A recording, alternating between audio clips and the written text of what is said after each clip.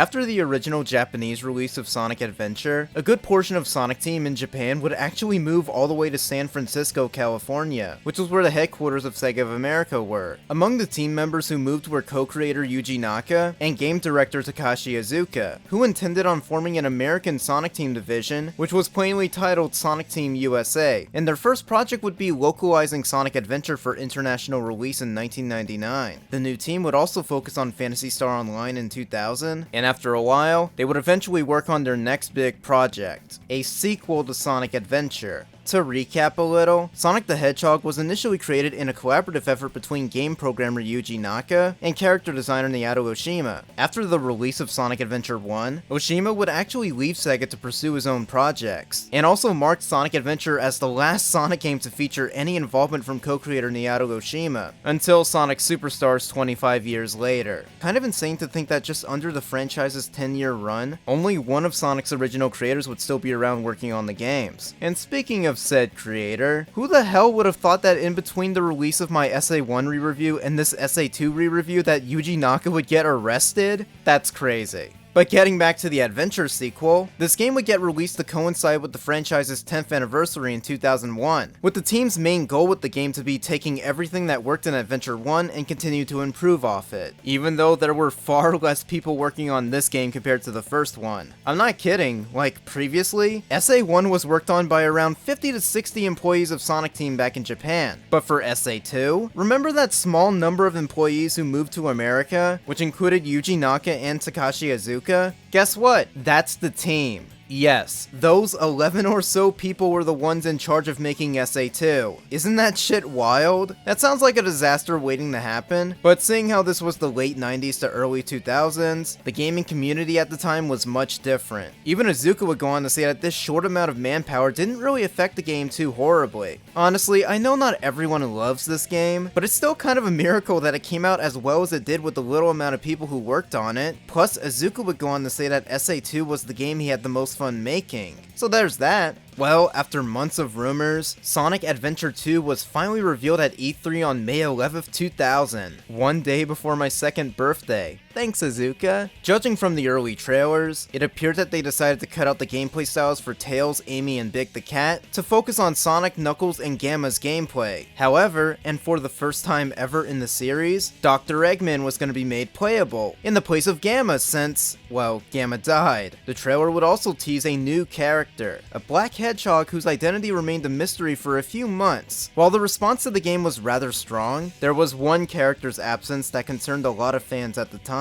Tails. Obviously, a lot of Sonic fans at the time were saddened to see that Tails was probably not going to be playable in Adventure 2, but Sonic Team wouldn't address this concern until sometime later. Development for Sonic Adventure 2 went back to being quiet until Sonic Team decided to throw this Sonic Team Festival on their website where from September 22nd to October 1st, they would post 2 screenshots every day showing new levels and game mechanics, like rail grinding. An idea seemingly ripped straight from Jet Set Radio, which was actually released as Jet Grind Radio in the US back in 2000. Why did they do that? Jet Set was a way catchier title. Whatever. Sonic fans would once again get another tease of this game on Dreamcast with a special release of Phantasy Star Online, which included a bonus disc for a demo called Sonic Adventure 2 The Trial. This demo for SA2 would include the first level in the game, City Escape. It's a fun little demo and I recommend tracking it down for collector's sake. And playing it nowadays, it becomes pretty obvious that a lot of aspects about the game just weren't finished yet. Like the music, the voice acting is still Japanese, and Sonic has his regular shoes, all 3 of which got changed for the final game, and I'll address that later. As Sonic fans were busy with the trial disc, the identity of this mysterious black hedgehog was still being talked about. While it's not known how long Sega were originally going to wait until revealing more info about this character, the name of said character, along with Rouge the Bat, would end up getting leaked to the public by a toy company that just so happened to be Resource. This was the same toy company that made those 6 Sonic Adventure figures I talked about in my SA1 re-review. So because of them, they inadvertently revealed revealed the names of Shadow the Hedgehog and Rouge the Bat to the entire world. This was because they were planning on making a series of Adventure 2 figures featuring Shadow, Rouge, and Eggman, and Supersonic 2 apparently. But the leak would end up being completely worthless in the end because Resource went bankrupt not too long after in 2000.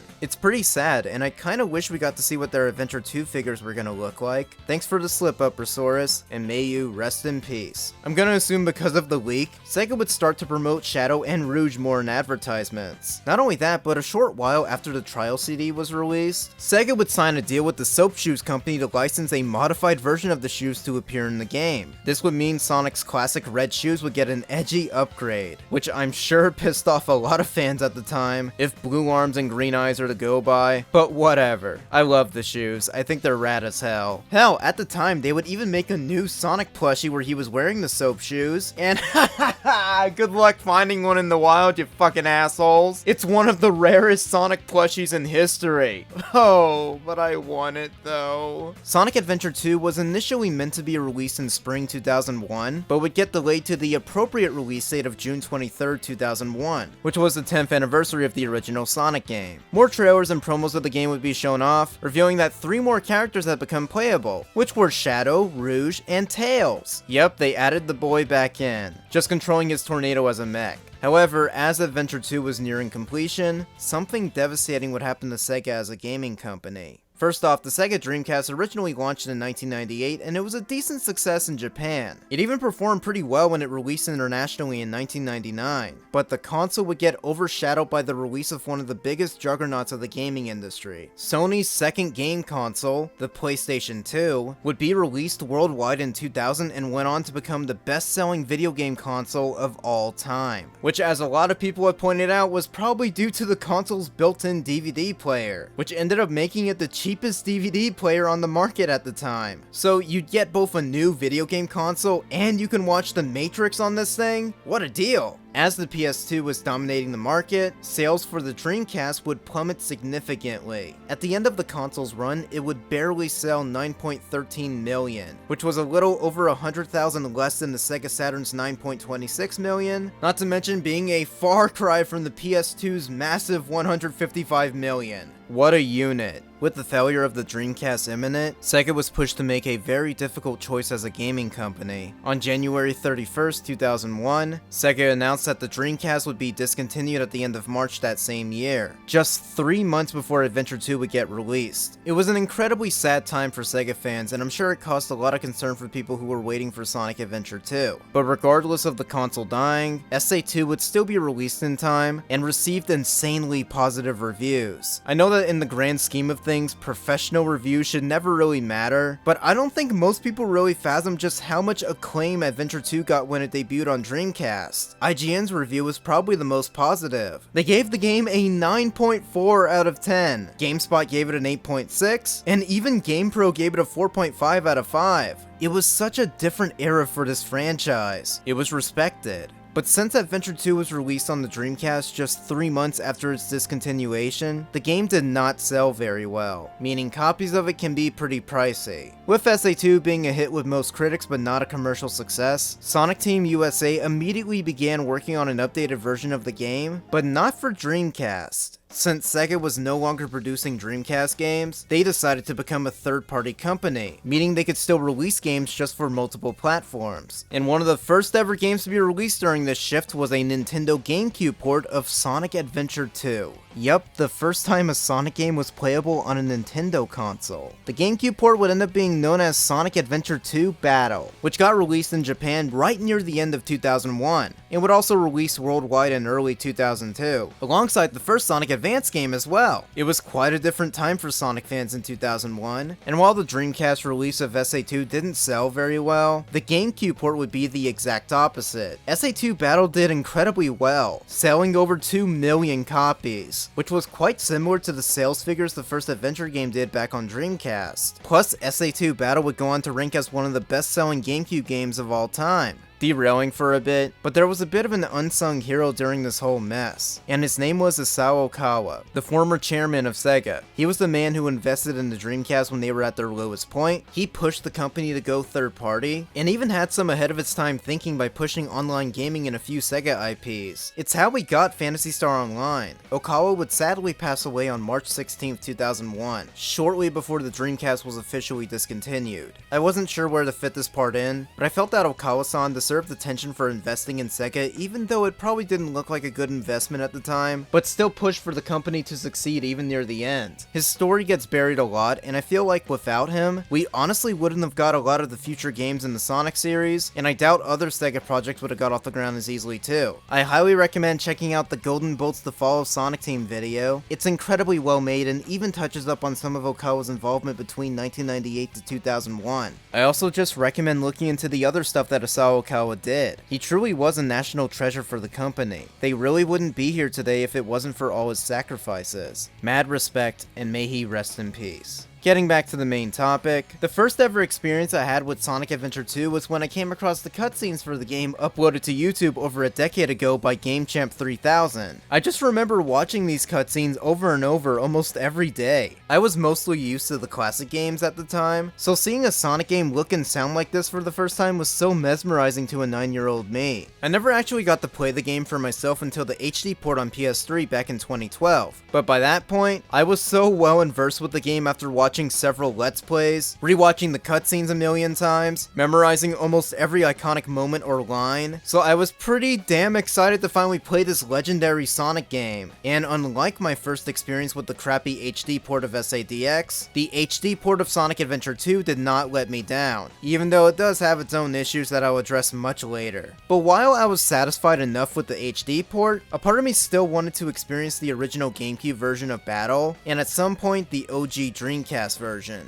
Not too long after 100%ing the HD port, I managed to get a copy of GameCube Battle, which made me very happy. This was the version of the game that I mainly looked at for the original Cooper's Perspective review back in 2016. At the time, I had no clue if I was ever going to play the original Dreamcast version of SA2, so I figured the GameCube version was fine enough. However, in recent years, I did manage to get the original Dreamcast version of the game, and this is going to be the main version I'll be looking at for this re-review. I don't have as much experience with Dreamcast SA2 as I do with Dreamcast SA1, but I'm still excited to give the original version of the game a proper look. I'll be sure to bring up any significant differences with Battle when I can, though I will give the GameCube version and the HD ports a little more thorough looks much later in this review. But for now, let's look at the original Sonic Adventure 2, released on Dreamcast in June 2001. So the first Sonic Adventure had 6 different stories to play through, with a final story unlocking after you beat everything else. But in Sonic Adventure 2, there's only 2 stories, Hero and Dark, and beating both will unlock a last story. This means that the plot of the game is told through 2 different perspectives. So for this summary, I'm gonna attempt to talk about what happens in chronological order. At least there's only 2 stories to worry about here and not 6. Okay, the plot begins with a military base owned by an organization called the Guardian Units of Nations. Yep.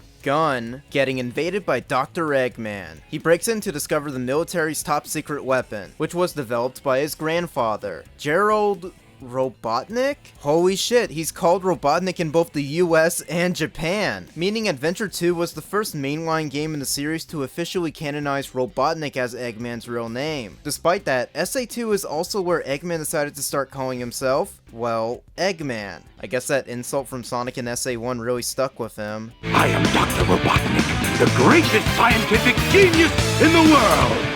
Whatever you say, Eggman! So as Eggman makes it through the base, he finally approaches the top secret weapon, which leads to him releasing the ultimate life form, Shadow the Hedgehog. Easily one of the most badass introductions for also one of the most popular characters in the series, who's going to have a very hit and miss career after this game, but still, his first cutscene is incredible. My name is Shadow. Since you were so kind to release me, my master, I will grant you one wish. After breaking Shadow out, he requests Eggman to help him gather the 7 Chaos Emeralds and take them to an abandoned space colony called the Space Colony Ark. Meanwhile, on Angel Island, I'm assuming? The Master Emerald's there. Is this supposed to be Sandopolis? Anyways, Knuckles is fending off the Master Emerald from another new character in this game, Rouge the Bat, a character who I'm certain was the awakening for many furries in the early 2000s. Though Eggman pops out of nowhere to steal the emerald for like the second or third time? This leads to Knuckles shattering the emerald to keep Eggman from stealing it, also probably dropping Angel Island back into the ocean, which means the pieces of the Master Emerald have to be recollected again, much to the dismay of both the players and Rouge. I despise anyone who takes jewels from me. All the world's gems are mine to keep. Yeah, we'll see about that, Batgirl. So while Knuckles and Rouge are hunting down the Master Emerald pieces, Shadow is pretty much on the loose causing havoc, and steals a Chaos Emerald that was kept inside of a bank. Wait, they put Chaos Emeralds in banks? This is also where we learn what Shadow's true motivation is, and it's one of the darkest backstories ever made for a Sonic character. He suffers from PTSD and occasionally has flashbacks to a little girl named Maria, who died in a terrible accident that happened on the Space Colony Arc 50 years ago. Since that incident, Shadow promises that he'll get revenge on humanity for what they did to Maria, by using the space colony to destroy the entire planet. Based on info we get later, I'm not entirely sure how he concluded that Maria wanted him to get revenge on humanity, but I'll address it again way later. Also, maybe skip ahead a bit if you want to avoid spoilers for Sonic Movie 2, even though it's been out for well over a year now. But seeing how Shadow appears at the end, is he gonna have the same backstory and everything from the games? Would that mean we're gonna see Maria too? Like in a flashback scene where she gets shot by the military? Is that the part in the movie theater where Sonic fans pop off because, yeah, just like in SA2! Meanwhile, the general audience of just normal people who are also watching are probably gonna react like, what the hell is this? Why are they clapping about a little girl getting shot? What is this? Since Shadow is out causing trouble for the city, it leads to him getting misidentified as Sonic. I know a lot of people who love to complain about this game's plot always bring up, how could the people of Station Square be so stupid and not realize that Sonic and Shadow are different people? My take on that is this. People saw Sonic turn into Super Sonic, and I like to imagine that a lot of the general public in these games have very little information about Sonic the Hedgehog in comparison to, you know, a lot of us in real life who play these games for a living. Maybe they thought Sonic just changed into darker and red colors, then just became evil. I don't think that's too huge of a stretch, and I don't really see why people complain about that. But anyways, this leads to Sonic the Hedgehog getting mistakenly arrested. By the way, the Dark story opens with Eggman breaking into the gun base, while the Hero story opens with Sonic escaping a police helicopter. It's super over the top, but I honestly love this opening cutscene to death. It's one of my favorites in the entire series. It also just makes Sonic look cool, and I like it. Talk about low-budget flights, no food or movies. I'm out of here. I like running better.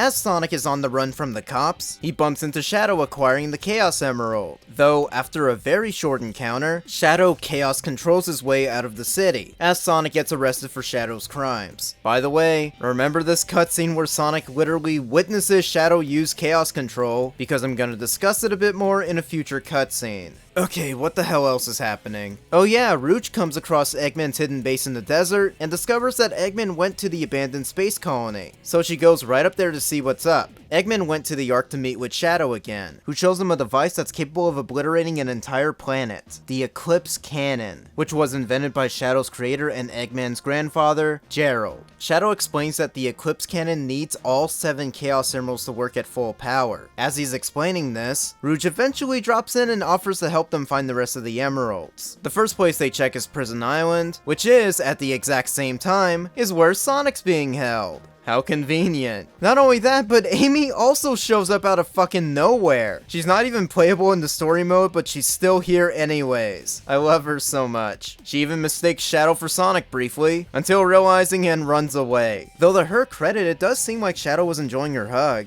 Oh, Tails arrives too, with the intention of breaking Sonic out of prison, and ends up having to save Amy from Eggman first. I miss my wife, Tails. I miss her a lot. I'll be back. Wow, Tails, you did it! But what are you doing here on this island? I'm the one who should be asking that question. Don't you know it's dangerous here? I know, but I'm here to save my hero, Sonic. Again? Yeah, remember Amy's claim at the end of SA1 where she said she'd be more independent and not have to rely on Sonic for everything anymore? Well, SA2 kind of backpedals that, which is a little disappointing for her character development, but whatever. I'm still happy she had some spot in this game's story. Plus, I guess she still is pretty independent because how the fuck else did she get here? But her involvement does lead to one of my all-time favorite interactions between Amy and Sonic as she's breaking him out of prison. The reason I'm in here is because of that fake hedgehog. You mean that black hedgehog? Did you see it? Where is it now? If I tell ya, will you marry me? No way! I thought I had you this time. They're so cute. Anyways, they bust Sonic out of prison, and they try to escape from the island. Meanwhile, Eggman, Shadow, and Rouge are still commencing with their plan, which is to get the Chaos Emeralds that are on the island, and also blow the place to sky high because why the fuck not? Rouge manages to get 3 Chaos Emeralds that were there, but ends up getting trapped inside Gun's security hall, with Shadow overhearing her on his walkie-talkie. This is Rouge. I've got a small problem. I can't believe that I'm trapped inside this locked safe with a Chaos Emerald. I guess I won't be able to call myself a treasure hunter anymore.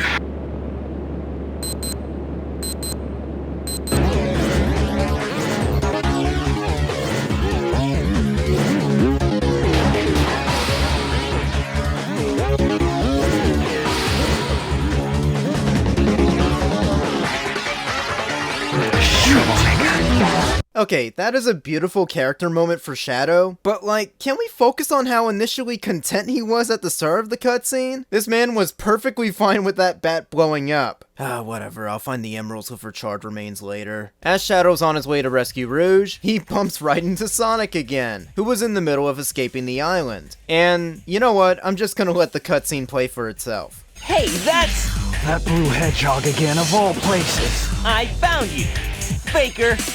Faker? I think you're the fake hedgehog around here. You're comparing yourself to me? Huh? You're not even good enough to be I'll my make you eat those words. No words, it's just iconic. After this encounter, Shadow manages to rescue Rouge, and the rest of the group escapes the island as it blows up. With 4 emeralds now in their possession, Eggman delivers a message to the entire world to surrender to his empire. No, I'm not playing the fan dub clip. Otherwise, he's gonna collect the rest of the Chaos Emeralds and destroy the entire planet. And decides to demonstrate the power of the Eclipse Cannon by blowing up half the moon. Yeah, half the fucking moon gets blown up. Which is also gonna create a continuity error that other games are either gonna forget about or... In the hero story, we see Sonic, Tails, and Amy reacting in horror about the moon getting blown up. But in the Dark story, Shadow says this. Something happened?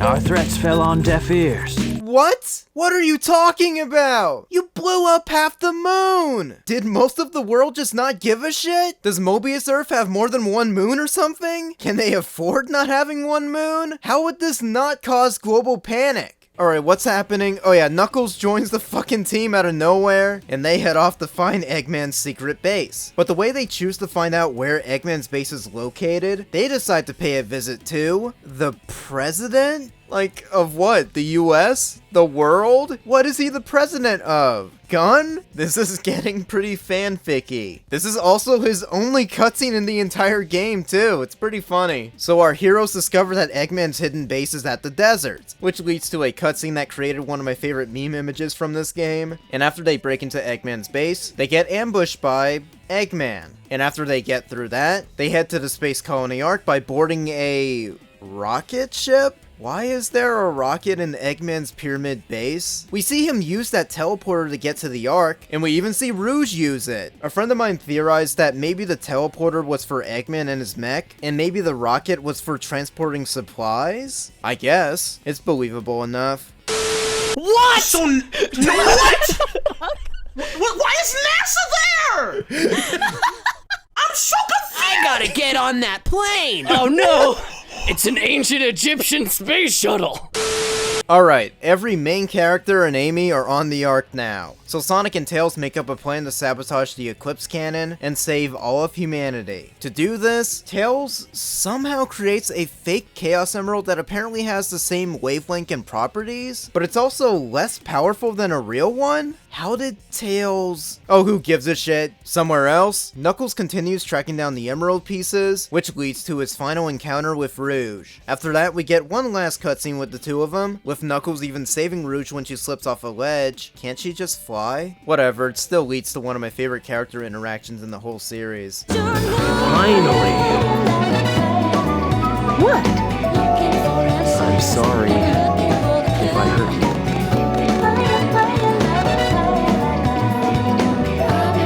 We should get going. I just always enjoy little character interactions like this. Oh yeah, it turns out Rouge is a double agent sent by Gun to monitor Eggman and Shadow's activity. Might seem needlessly weird and out of nowhere, but Rouge makes it clear that she's only doing this for a reward. So it's perfectly in character for her. Just a reminder, don't forget about my jewel.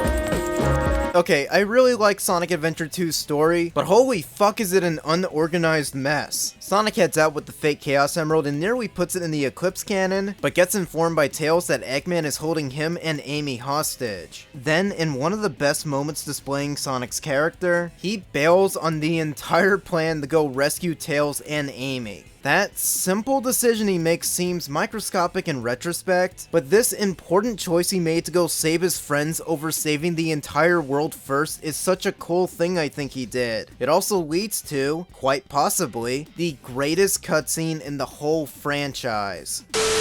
Get the fuck out or I'm gonna shoot Amy in the fucking face! I swear to God! I'll do it, you bitch! Get out! Sonic confronts Eggman and plans to trick him by handing over the fake emerald. However, Eggman is fully aware that Sonic is using a fake emerald, which we get to see in the Dark story, so he traps Sonic in a capsule and sends him off to explode. Yep, Eggman flat out tries to obliterate Sonic then and there. He's pretty fucking determined. Everything about this cutscene is perfect. The voice acting's well done, tension is great, it's so good. I love it so much. I love everything about it. I especially love when Eggman taunts Tails with this shit. So, how did you know it wasn't the real one? Because you just told me, Fox Boy. Tails, don't listen. That bitch is lying. In fact, he's lying even more than he might realize because Sonic can be seen observing the fake Chaos Emerald, and before the capsule blows up, he attempts to use the Chaos Control that he saw Shadow perform earlier. I love how he even sounds hesitant about pulling it off. The same wavelength and properties. But can I do this? Correct. My admirable adversary.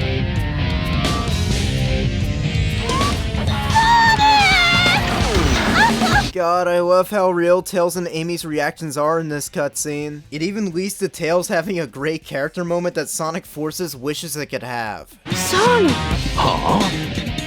Sonic's asking for the first time to do something for him. I won't let him down. I won't give up!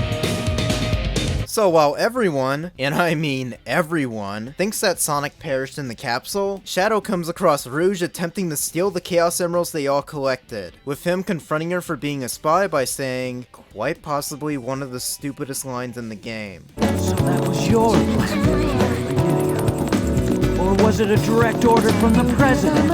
Now I know who you are. You're that government spy, Rouge the Bat, aren't you?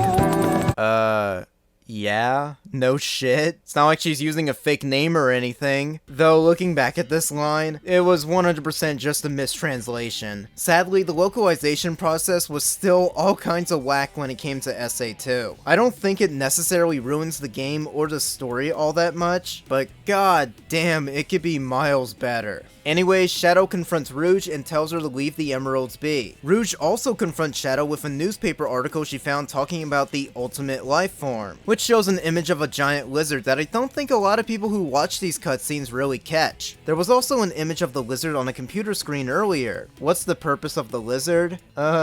we'll see you later. As Shadow and Rouge are talking, they get a message from Eggman, informing them that he managed to get the final Chaos Emerald, but that apparently something is still trying to get to the Eclipse Cannon. What is it? Well, we get to see just what this is in the hero story, as Knuckles senses a strange energy occurring, which leads to Sonic the fucking Hedgehog reappearing. Yes, this blue son of a bitch managed to escape the capsule using the Chaos Control with the help of the fake Chaos Emerald that Tails made. Now, allow me to defend this amazing cutscene from the fucking idiots who bitch about it and don't understand what they're talking about. Why the fuck are people so shocked that Sonic was able to do this? It's very simple, guys. He's used the Chaos Emeralds several times in the previous games. He literally used them to go super in the last game. So clearly, Sonic has had a decent history with using the emeralds in the past, and he's well aware of the amazing power that they have, so I'm not shocked that he would take this huge risk to save his life, and perform this crazy new move that he only saw one character use before. If Sonic never saw Shadow use Chaos Control before, then I probably would be with the bank of people who think this cutscene doesn't make any sense. But having that simple cutscene with Shadow using Chaos Control earlier in front of Sonic totally justifies Sonic being able to use it, since he's aware of it existing, meaning he would probably have the same amount of willpower to perform this move, which he did. It's not that fucking hard to figure out, Johnny. Now you're probably thinking, fine, then how was Sonic even able to use Chaos Control with a fake emerald? That doesn't make sense either. Tails mentioned earlier that it has the same wavelength and properties despite being less powerful. Ergo, Sonic being able to pull off Chaos Control using a fake emerald is actually way more impressive, and it's a fantastic character moment for him. I hate when people overanalyze this cutscene to make it seem like it doesn't make any sense at all, when it's not that horribly complicated to begin with. Now, if I must explain this fucking cutscene one more goddamn time, I'm going to slap a Sonic fan across the face. So, with Sonic perfectly and logically using the Chaos Control to survive the capsule explosion, he heads off to sabotage the Eclipse Cannon and save the world. This leads to another iconic cutscene in the series that I just can't help but let play for itself. You never cease to surprise me, Blue Hedgehog. I thought that capsule you were in exploded in space. You know, what can I say? I die hard. You actually saved me, you know. It was a Chaos Emerald, wasn't it? But there's no way you could have activated the Chaos Control using an emerald that's fake. I just love how simple this cutscene is. They're not even fighting yet, they're just talking to each other. The voice acting's well done, the music is perfect, and it's the best pre-finale cutscene the hero and Dark stories possibly could have had. Well, the hero story ends with Sonic nuking the Eclipse Cannon and doing his iconic Nike smile. A very triumphant ending. But funnily enough, it's probably not the true one. The Dark story ends with Eggman heading to the Eclipse Cannon and putting the final Chaos Emerald in, laughing maniacally as he does it. But during his laugh, the computer screen starts flashing a message, which will lead us straight to the last story. The last story opens with a frustrated Eggman wondering why the Eclipse Cannon just isn't firing, with the computer showing an image of an old man, who Eggman immediately recognizes. It's my grandfather, Gerald Robotnik. In another section of the arc, Sonic and Knuckles bump into Rouge, who informs them that the space colony's on the crash course to Earth, and it'll be impacting soon. Then the computer shows the same footage of Gerald Robotnik again, and this is probably where the story becomes the darkest in the series so far, along with the messiest. It turns out a military raid happened on the arc 50 years ago, resulting in the deaths of several people. One of these people was Gerald's granddaughter, Maria, who Shadow had a close friendship with. This is where it gets a little messy. So, in the video message, it shows Gerald giving his last words, where he announces to the world what his plan with the Eclipse Cannon is gonna be. Once I initiate this program, it cannot be disabled. All of you ungrateful humans who took everything away from me will feel my loss and despair.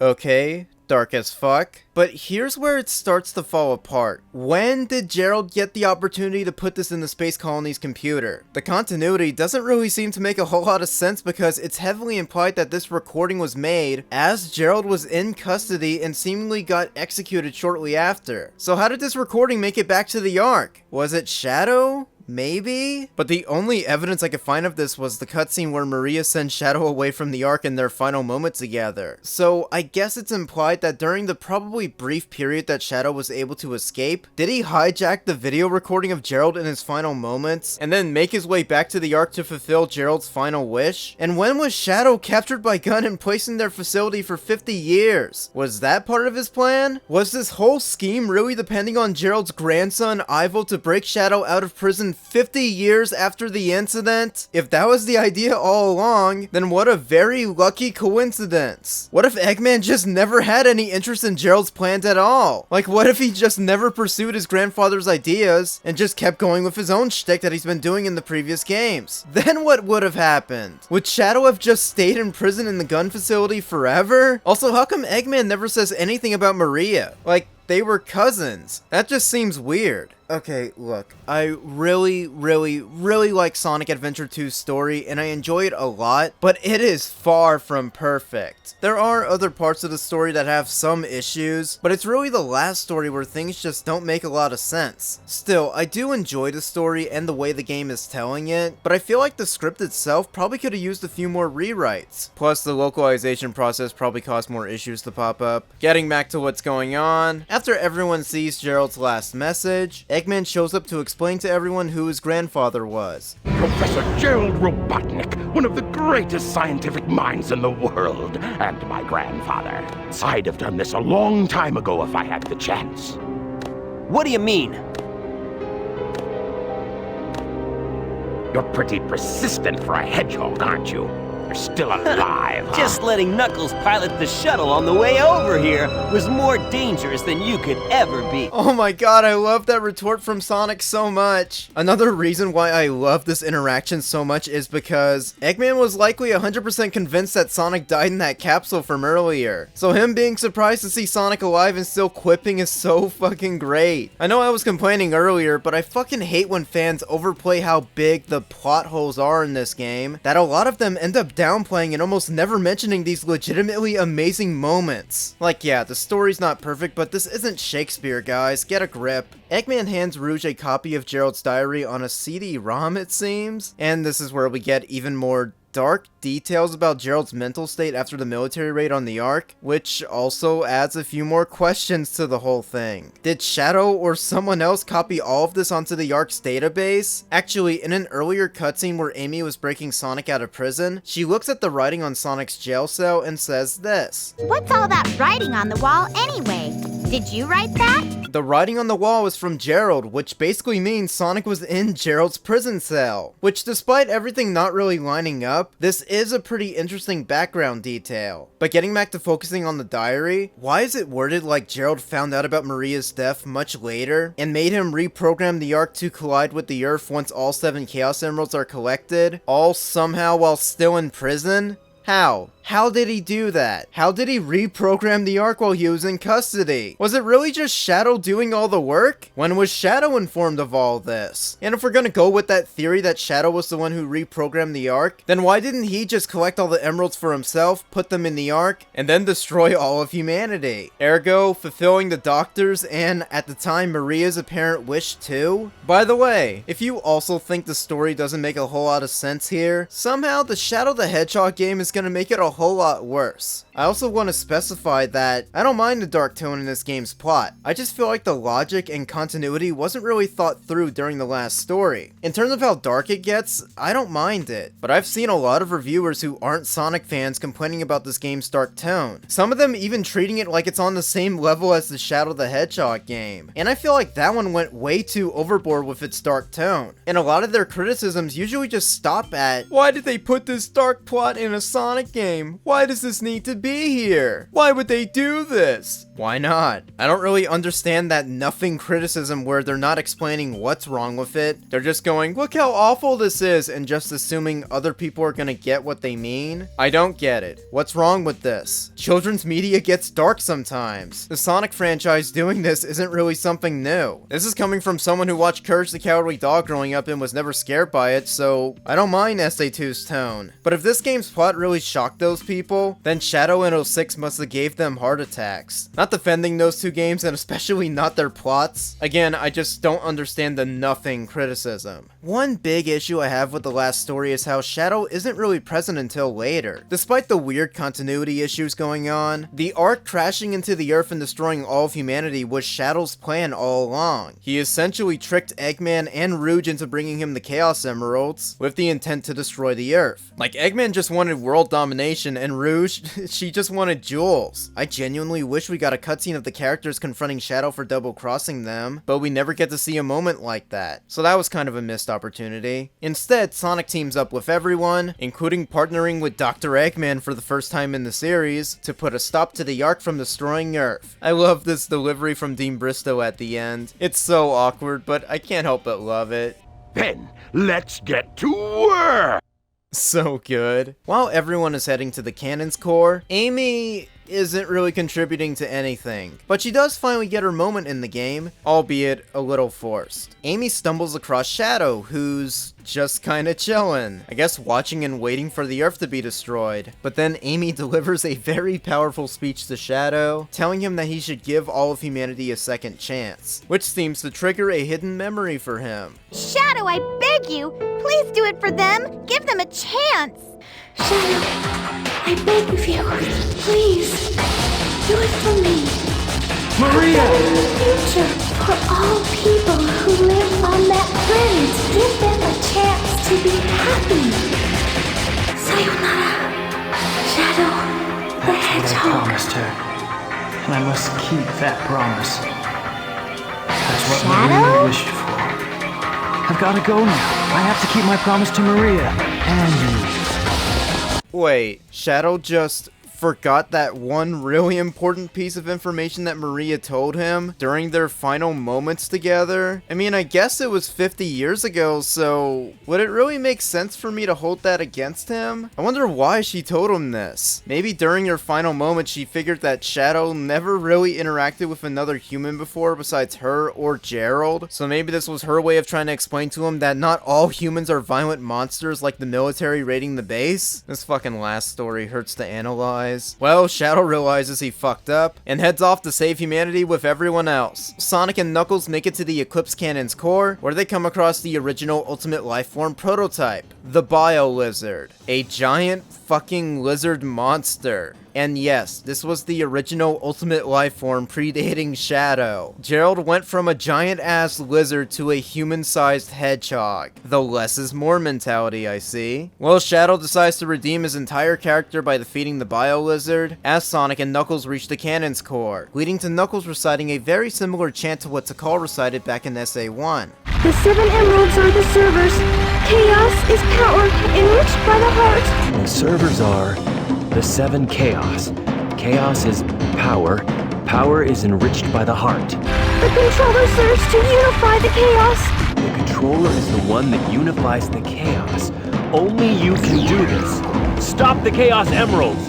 I always loved that callback to the first adventure game. However, Knuckles' chant doesn't appear to work as the Bio Lizard teleports outside of the Ark. Eggman informs them that the lizard somehow fused with the space colony Ark and is heading on a crash course to Earth. So, in what's quite possibly one of the greatest finales in a Sonic game, Sonic and Shadow use the Chaos Emeralds to go super. Wait, what about Knuckles though? This transformation sequence is iconic, though I'm not entirely sure why each of them only grip one hand instead of two. Looks a little suggestive. Whatever, Super Sonic and Super Shadow join forces to destroy the mutated Bio Lizard and Ark, known as the Final Hazard. But during the fight, and this can be a little hard to pay attention to since you're kinda busy smacking into the bastard over and over again, it's implied that Shadow is losing power throughout the fight. This is made more evident by Sonic's voice lines, which you can very faintly hear in the final game. Get all that power!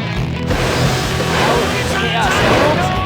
Shadow, are you okay? After defeating the Final Hazard, the Ark is still on a crash course to Earth, so Sonic and Shadow use their combined energies in order to Chaos Control the Ark away. It works, but it's at the cost of Shadow, who falls straight to Earth. Maria, this is what you wanted, right?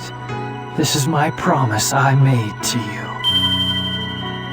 Being honest, while yeah, Shadow literally returns in the later games and obviously didn't die here, it's still an incredibly sad moment, and it's accompanied by a very beautiful orchestral piece, and the FMV of the world celebrating, which, sure, the animation doesn't hold up too amazing, but it still gives off a good feeling. Oh, and during the FMV sequences, there's like this little blonde girl that the game keeps focusing on. I don't know why, but is she supposed to resemble Maria? Is that what the game's doing? It's a bit confusing. Well, the cutscene that follows is also very iconic and really nails the tone too, with Sonic returning and giving Rouge one of Shadow's inhibitor rings, which I like to think was the only part of Shadow that Sonic was able to save. Do you really think that the professor created him, Shadow, to carry out the revenge on all those who live here on Earth? He was what he was, a brave and heroic hedgehog who gave his life to save this planet. Shadow the Hedgehog. As a child, I looked up to my grandfather because of all the great things he accomplished in his life. He was my hero, and I wanted to be a great scientist like him. But did he really mean to destroy us? I don't know, but what I do know is we all did it together! You're right. Okay, weirdly positive and out of place line from Tails. But there's also some unused dialogue that I kinda wish was kept in the game. Where are you going? Next time, I will pull this off without anyone's help. I will use my own power to take over the world. Next time we meet, all bets are off. Same here! But apart from Tails' very poorly placed positive comment, I still think the ending for this game is fantastic. The music track really helps it too. It's a very beautiful piano piece that really enhances the scene perfectly. So what's next for you, Rouge? Off again to find those jewels you love so much? Nah, I think I'm gonna give up this line of work. Too much work for too little pay. Anyway, I've got something better than jewels that I'm thinking about right now. It'll all work out, you'll see. If you say so. Created the ultimate life form. What's the matter, Sonic? Oh, it's nothing. Come on, let's go home. To the planet as cool and blue as me. It always bugs me when people act like Ryan Drummond didn't have any range as Sonic. He could pull off the high energy, quick attitude teenager just fine, but he was also able to tone it back during moments where he needed to, and all while not losing the voice either. Take notes, Frontiers. Sayonara, Shadow the Hedgehog. I still think that's a beautiful note to end on. And that was Sonic Adventure 2's story, and it's very rough. It really is. I have pointed out where some faults in the writing occurs, especially during the last story segment, where the logic and continuity really starts to fall apart. I do wish it could be better, and I feel like a few more rewrites really could have helped the script, but at the same time, it's still an incredibly entertaining experience. It feels like a big American action movie starring the Sonic cast, which was one of the biggest influences on the story. The scenario script was written by Shiro Mikawa, who was a field designer and VMU game designer for Sonic Adventure 1. He would go on to write a few more Sonic games up until Black Knight, and his characterization for Sonic and the rest of the crew is pretty up for debate with the fan base. But for me personally, I think he wrote the characters the best. One phrase that I've seen some fans use to describe SA2's plot was describing it as a shonen story. I'm not an anime or manga person, so I'm probably making a lot of people cringe right now. So all I'll say is that if SA2's story does have similarities to shonen material, I can sort of understand why there would be some people who are annoyed or tired of this kind of story being told over and over again, but I also don't get why this game's story being shonen inspired should be a detriment to it. Like, I think complaining about this being shonen is about as ridiculous as complaining about this game's dark tone. Like, if it has these elements in the story, then why is it a bad thing? I'd get it if Sonic and the other characters' personalities were just heavily changed and it just doesn't feel the same, but to me, they all seem just fine and they're probably my favorite portrayals of these characters, so I don't think it's that huge a deal. If there is one genuine problem I have with the game's script, it's the localization process. More specifically, the mistranslations. Hey, where are you going? Is that what Chaos Control is?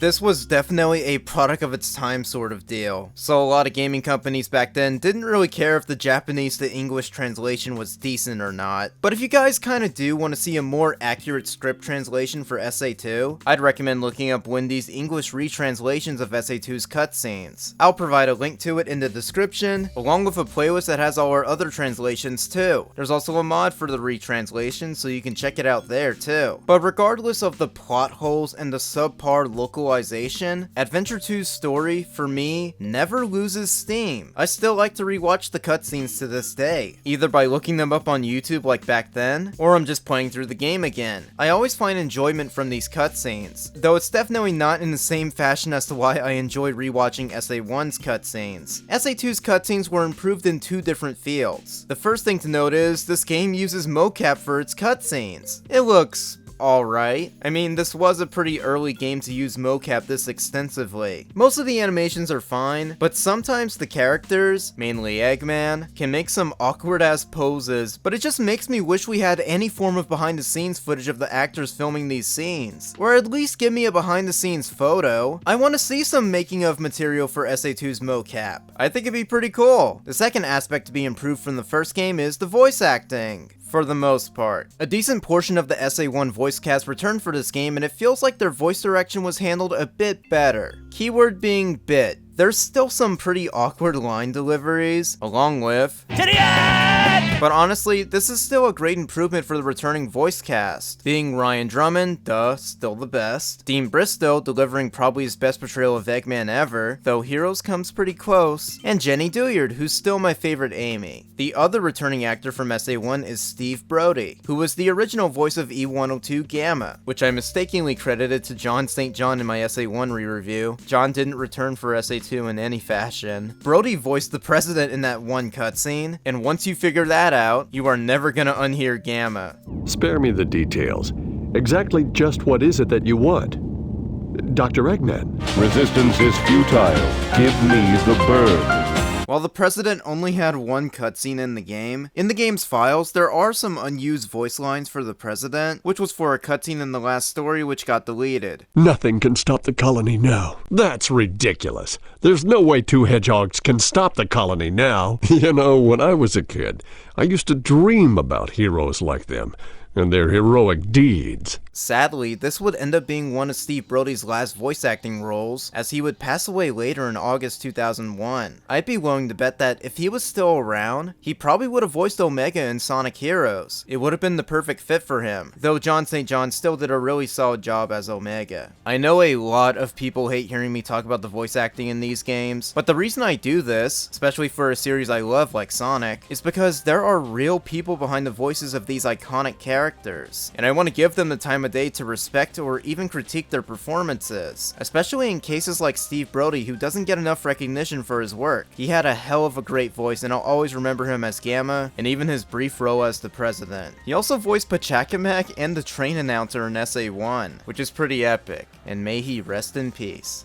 Moving on to the new voice actors, Tails wasn't voiced by Corey Bringus like he was in SA1 because, well, if you played Sonic Shuffle, which was released in between both adventure games, then you may have noticed a problem. Hi, I'm Tails! That's impossible! Lumina, if you don't mind, can you tell us what's troubling you? Yeah, Corey was going through puberty, so when SA2 got around to being made, they had to recast Tails. So who'd they get? Well, it's Corey's brother, Connor Bringus. Yeah, it's a pretty cute choice, and Connor sounds a hell of a lot like his brother too, which made casting him pretty perfect. Now, his delivery wasn't always on the mark. I still can't believe that Sonic would destroy the military building or rob the bank. But how did he manage to harness all that energy?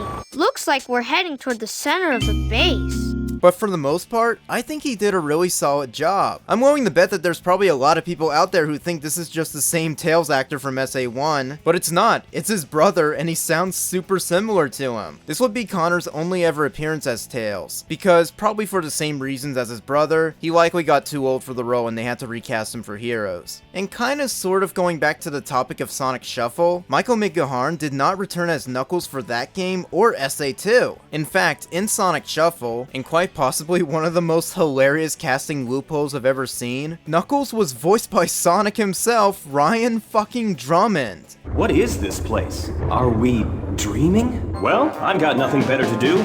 Wow. Honestly, it's not that terrible a voice, but it's so fucking funny that Ryan got to voice Knuckles at one point too. So how exactly did this happen, and how come Ryan doesn't voice Knuckles in SA2? Well, according to Ryan, Sega were apparently not very happy when they learned that he was the voice of Knuckles, since they only signed him on to voice, well, Sonic. So Ryan would make a suggestion to the people in charge of casting a man who both looked and sounded like him, who was also in the same area at the time. That man was Scott Dreyer, who voiced Knuckles in SA2, along with all the other games through Heroes and Advance 3. Putting it bluntly, Scott was the best voice Knuckles ever got. He seriously nailed the character's mannerisms and personality. I can't really think of any other actor that voiced Knuckles as perfectly as him, though I will give credit to Michael McGohan in SA1 for setting the foundation on how to voice Knuckles in the first place, because without his portrayal to go off of, I don't think Scott would have perfected the role as perfectly as he did. He was an excellent Knuckles voice. Is that how you say thanks to someone who just saved your life?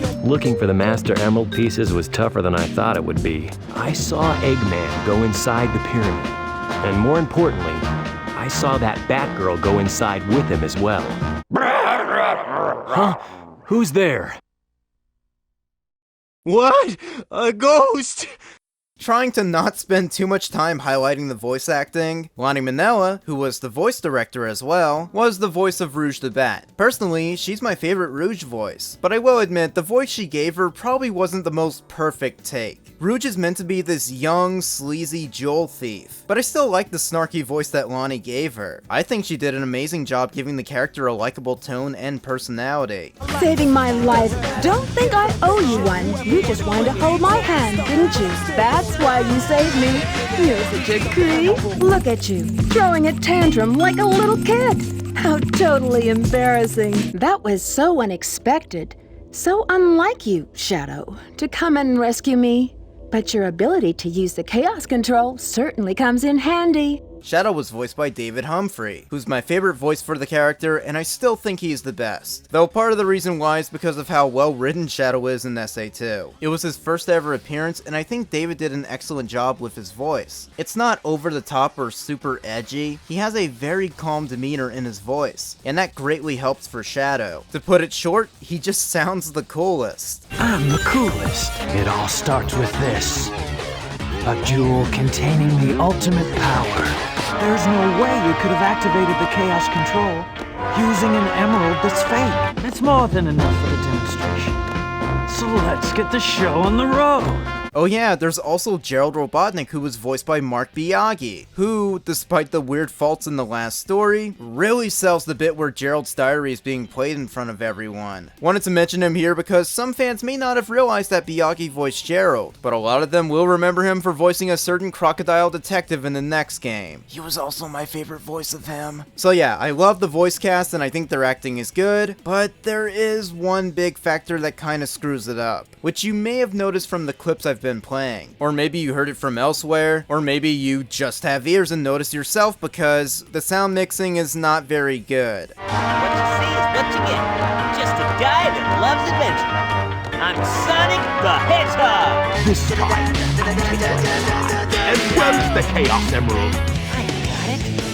Before the cannon fires, I'll slam dunk it in there! And the thing is, this is the Dreamcast version, meaning this is supposed to be the best mixing out of all the versions, and it's still not that great. Apparently, kinda like SA1, the cutscenes were originally animated with the Japanese voices first, and also like SA1, they barely got changed or resynced for the English voice acting. As a result, a lot of cutscenes have the characters cutting off one another, and the lip syncing is so horrendous it might as well be non-existent.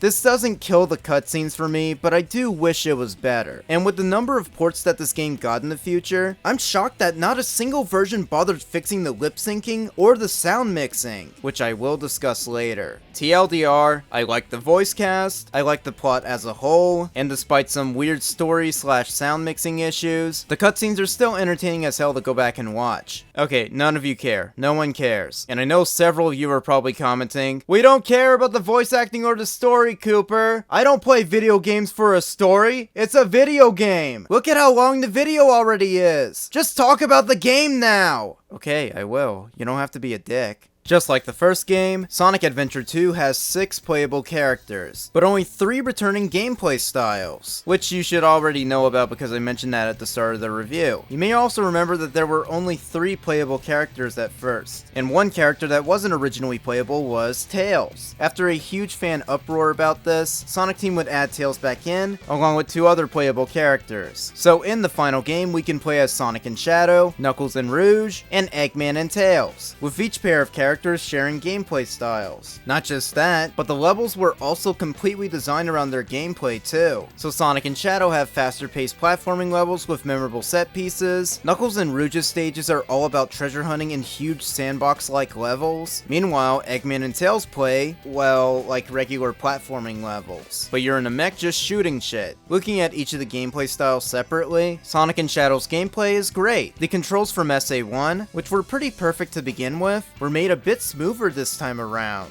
As a result, it's probably the best ground control a Sonic game ever had. Their moves were carried over from SA1, so Sonic and Shadow have the homing attack and can spin dash. However, the spin dash got changed. In SA1, you can just spam the spin dash over and over again, basically plowing your way through a level as fast as possible. But in SA2, they fixed the spin dash where you have to hold down the button to charge it up. And yes, I said this was fixed. I know a lot of fans love the spammable spin dash, but this was very clearly not how they intended for the move to work. With SA2's change, it makes it function a little closer to how it does in the classic games, which I greatly appreciate. When you start the game, you'll immediately see that SA2 got rid of the hub areas from SA1, so now the levels operate stage to stage instead. I do still love the hub areas from SA1, but I'm not mad if a later game decides to just not have them. One aspect that did return from SA1 was the characters receiving upgrades. This time around, you can find upgrades in hidden sections of the levels, but not every character can receive the same upgrades. One returning power-up for Shadow and Sonic is the Light Dash, which was changed for this game. In SA1, you have to charge up the spin dash for a bit in order to use the Light Dash, but in SA2, they changed the Light Dash to where all you have to do is just tap the action button and you'll zoom across a trail of rings. Usually. I say usually because there's a really stupid design choice that kinda ruins this feature. You see, another move that Sonic and Shadow can do is a somersault. You can even receive an upgrade for the somersault that lets Sonic and Shadow have the ability to break open iron crates. It can be a pretty useful move. However, the somersault can be activated by tapping the action button. And when I say action button, I mean both action buttons. Yes, for some stupid ass reason, you use multiple different moves on the same 2 buttons. So let's say you're running fast in a Shadow or Sonic level, you see a trail of rings ahead of you and you decide to use the Light Dash. Sometimes it'll work, but other times you'll just do a somersault and completely break the pace of the level. What makes it worse is that Sonic can receive a new upgrade, the Bounce Bracelet, which can let Sonic bounce in ball mode by tapping the action button over and over again. It's a cool power-up and I like using it. However, it's also mapped to the 2 action buttons, being X and B on Dreamcast, which means it could potentially get in the way while you're trying to use the Light Dash.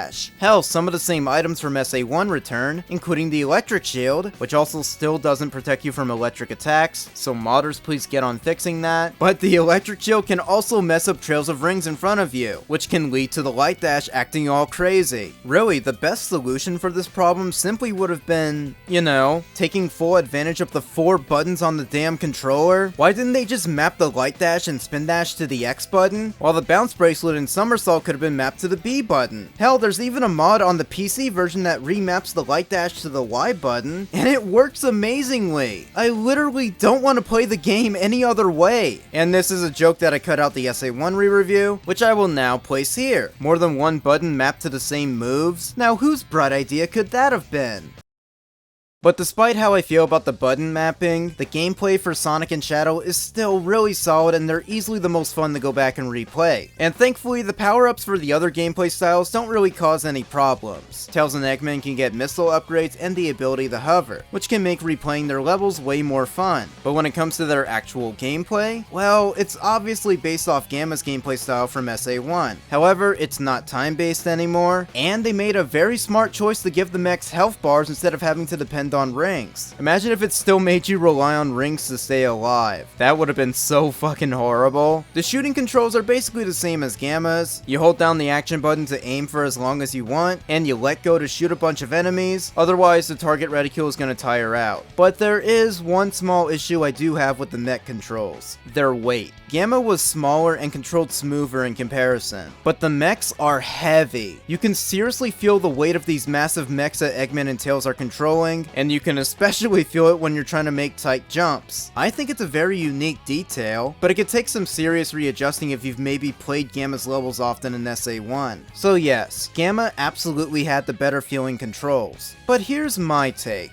I greatly prefer Tails and Eggman's levels over Gamma's. I'm not saying Gamma's levels are terrible, I still have a lot of fun in those levels when I go back to SA1, but I just have a little more fun with Eggman and Tails. And while the weight of the mechs does bother me, I feel like the hover ability kinda rectifies it. There are some design choices that do bug me, but I'll delve more into them later at the level breakdown. Alright, the last main gameplay style is for Knuckles and Rouge, whose levels are all about treasure hunting. Just like in SA1, their default moves are gliding and punching, or kicking in Rouge's case. The controls are just as perfect as Sonic and Shadow, plus Knuckles and Rouge can have some cool moves and upgrades to receive, like the ability to drill downwards while gliding, along with the ability to dig into the wall or floor to find things. So gameplay wise, it's fucking great, but there are two issues with their levels, and it's not so much about how they control or how their upgrades affect the gameplay. The first one has to do with the biggest topic of debate about SA2's treasure hunting levels, the radar. In SA1, the radar would detect 3 emerald pieces at once, which was pretty helpful for finishing levels a lot quicker. SA2, however, completely butchers the radar. Instead of letting you detect all 3 pieces at once, now it only detects 1 at a time. I have heard some people try to argue that this was actually an improvement, because some people have ADHD and hearing 3 things beeping all at once can be a bit overstimulating and yada yada yada. I get it. I totally understand why detecting 1 piece at a time can be seen as an improvement, and I think that discussion should be made more common in this fanbase. Though with that said, I'm not really here to argue that. I hate what they did to the radar, and I think this was likely done to pad out the levels, which can kinda backfire because as the game goes on, the treasure hunting levels just get bigger and bigger, and to a point where it stops being fun. By the way, even though the radar is only detecting 1 piece at a time, all 3 of the pieces are still loaded in the level, so during certain playthroughs, it could potentially lead to stuff like this happening. Help the treasure— oh shit! I found an emerald that's not being detected. Where is it? Where's that bitch? Alright, get over here. Yeah! And oh my god, it's Gamma! And he had a key that wasn't activated by the radar.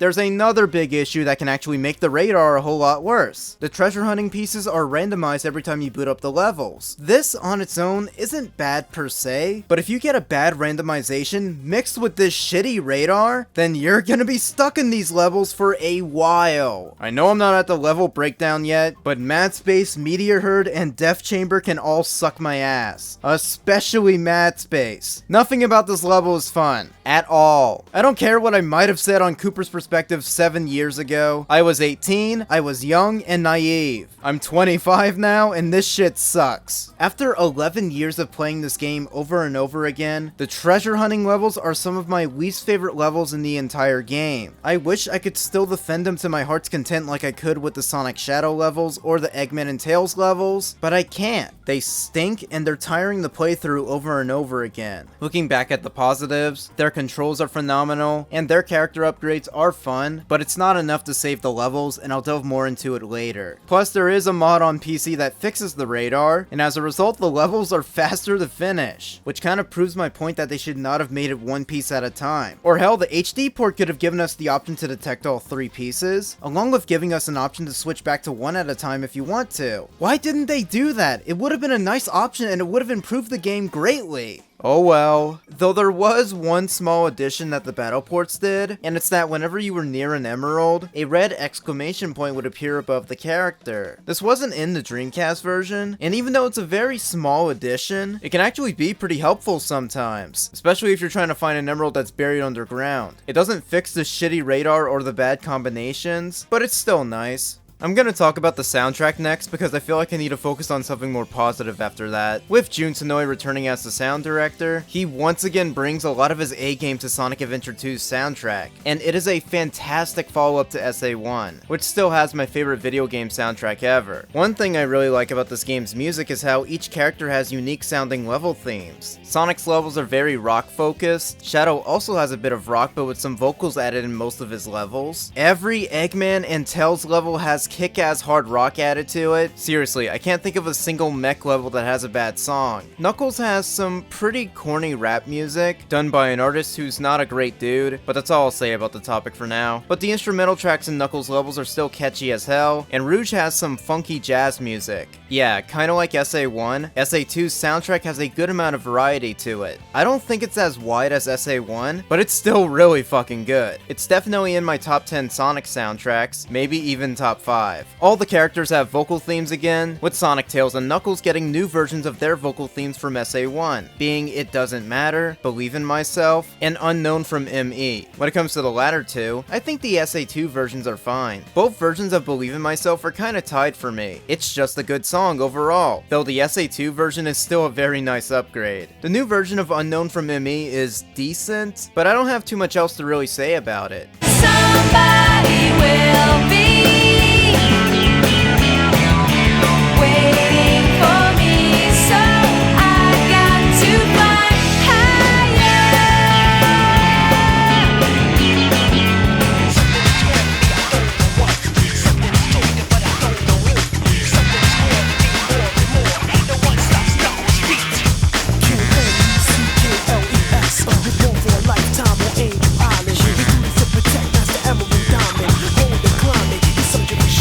Also, if you like the Tails theme, Believe in Myself, and you wanted to hear a third version of it as if it was from Adventure 3, then I'd recommend checking out a version of the song done by my friend Emmy and Stemage. It's called Found My Way. It was initially gonna debut in Big's Big Fishing Adventure 3, but since that just never came out, Emmy decided to release the song on her own, and it sounds great, so go check it out. It's the closest we're probably gonna get to a third version of Believe in Myself. I see you again.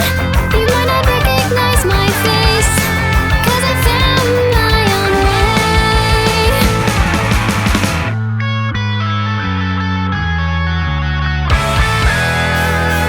I love the SA2 version of It Doesn't Matter. I still prefer the SA1 version, but I love the faster pace of the SA2 version too. Though for the people who prefer the SA2 version, I highly recommend checking out the re-recording of the song called the 2.014K remix. It's a new version of the song that Jun made, and I think it sounds so much better than the SA2 version. It also still uses Tony Harnell's original vocals, and that's pretty awesome. It doesn't matter now what happens.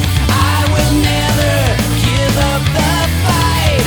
Long as the voice inside drives me to run and fight. It doesn't matter who is wrong and who is right.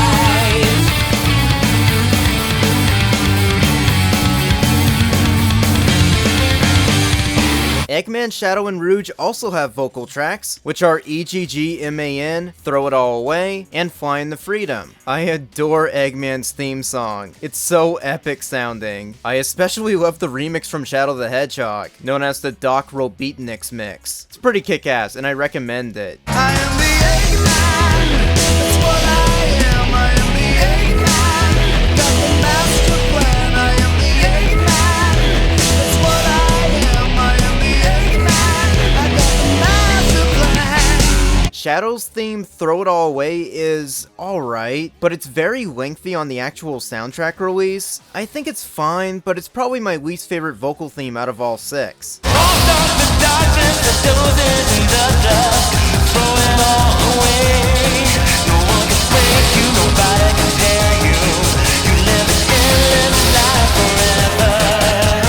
Rouge's vocal theme, Flying the Freedom, is jazzy and funky, just like her level music, and I love it a lot. Time never start away from me.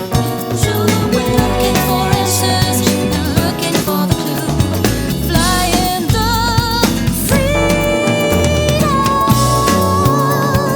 There are a few more vocal themes that I want to discuss, but I'll be sure to talk about them later. And because I like wasting everyone's time, I'm gonna talk about the official soundtrack releases for this game, you know, for any of you lunatics out there who want to track down the game's soundtrack in any way. Starting with what's more recently available, you can stream practically the entire soundtrack and the vocal themes on Spotify thanks to the Volume 1 and Volume 2 releases, along with the Passion and Pride vocal album, which also included the SA1 vocal themes. The Volume 1 and Volume 2 digital albums were originally taken from the game's original soundtrack CDs, initially dubbed the Multi-Dimensional Original Soundtrack, which was released all the way back in September, and that's 1 week before 9/11. Anyways, for those of you insane Sonic collectors out there, I'm sure that a lot of you are aware that Multi-Dimensional is one of the most notoriously difficult Sonic soundtracks to find listings for. Since it was only released in Japan and very likely didn't sell very well, there's very few copies of it available in the wild. Doesn't help that there's also a bunch of bootleg versions of the album that exist to scam fans out of literal hundreds of dollars. So just be cautious about purchasing these old soundtracks if you decide to track them down. I recommend Piplup Fan 77's collection series about Sonic soundtracks, because he really delves into detail about the official soundtrack releases, and also points out which albums have bootlegs that you should be aware of. While America never got multi-dimensional at all, a different official soundtrack would get released in February 2002, around the same time SA2 Battle was released in the US. It was a very abridged version of multi-dimensional, so I'd only recommend this soundtrack CD for the more hardcore collectors of Sonic memorabilia. Though here's a fun fact, the 20th anniversary edition soundtrack for SA2 back in 2011 basically used a pretty similar track list to what the US official soundtrack did back in 2002. This was also the only real streaming/digital release of SA2's music for a few years, until we finally got the Volume 1 and Volume 2 albums. Some tracks didn't make the final cut, but at the same time, it's still nice that we have almost the entire soundtrack available on streaming. And of course, it would be foolish of me not to make any mention of the official vinyl release of SA2's soundtrack, which was released alongside the SA1 vinyl back in 2017. While I do have the SA1 vinyl, I have not been able to get the SA2 vinyl because, pretty similar to Multi-Dimensional, the price for it has kinda shot up recently. The vinyl would also have a pretty infamous misspelling on one of the songs, listing I'm a Spy as I'm a Sply, which means if these vinyls are ever reprinted, they're likely gonna fix this misspelling, and then the original vinyl with the misspelling is gonna be worth more, which is pretty damn funny. So yeah, SA2 has a great soundtrack. I don't think it's better than SA1, but it's still pretty damn good, and I recommend checking it out. Alright, we're gonna be here for a while, so let's talk about the levels. I'm gonna look at the stages, how they're laid out in each story, so get used to me jumping back and forth between different gameplay styles. Starting with the hero's story, the first level is the iconic City Escape, easily one of the best opening levels for a Sonic game ever. Starting off with that kick-ass snowboarding sequence, and then ending with the awesome gun truck chase. It's so good. And of course, this was the first level to introduce rail grinding. Since Sonic is wearing soap shoes, just about every level includes grind rails or just something that you can grind on. Once you hop on a grind rail, you have to hold the action button down to grind faster. And when you come across a turn, let go of the action button and tilt Sonic or Shadow in the opposite direction to keep moving faster. But the one big flaw of it is, you can't really smoothly jump from one grind rail to the other. Instead, the game just shoots you to the next rail, rather than letting the character jump onto it. Thankfully, future games would fix this, though at the expense of automating the grind rails and removing the whole momentum aspect. But that's a topic for another day. Speaking of soap shoes, you may notice that City Escape has a bunch of soap ads everywhere, but they were sadly removed in the HD port. Oh yeah, one aspect every level has is Omo Chao. Omo Chao is a little robot Chao, who acts as a tutorial bot of sorts. Basically, when you activate him, he'll tell you how to use certain moves or just give general hints. And in one of the funnier Easter eggs, you can pick up Omo Chao and just toss him around, leading to Omo Chao complaining or just getting mad. He's even voiced by Lonnie Manella, who also voices Rouge, which just makes this even funnier. Hey, stop it!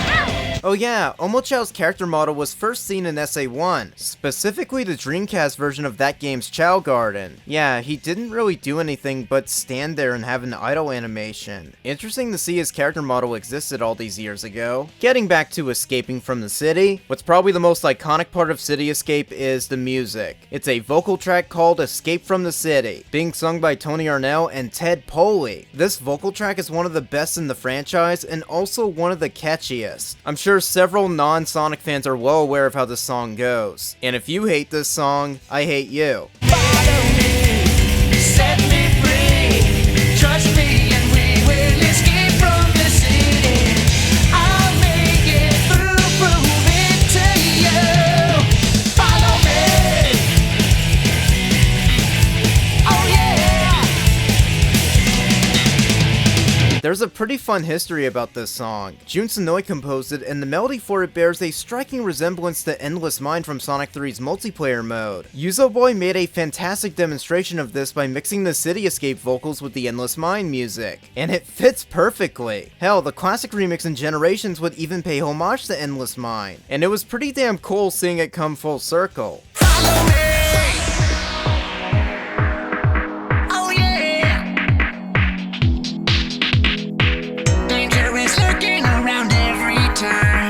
Trust your feelings, got to live and learn. I know with some luck that I'll make it through. Got no other options, only one thing to do. Also, as excellent as the original track is, and I also do like the classic remix, no I don't care what I said on Cooper's Perspective, my personal favorite version is the Modern Generations remix, because not only did it bring back Ted Poley and Tony Arnell to re-record their vocals, but it even includes this sick added bridge that I can't get enough of, along with a cute reference to the SA2 version of It Doesn't Matter. Follow me.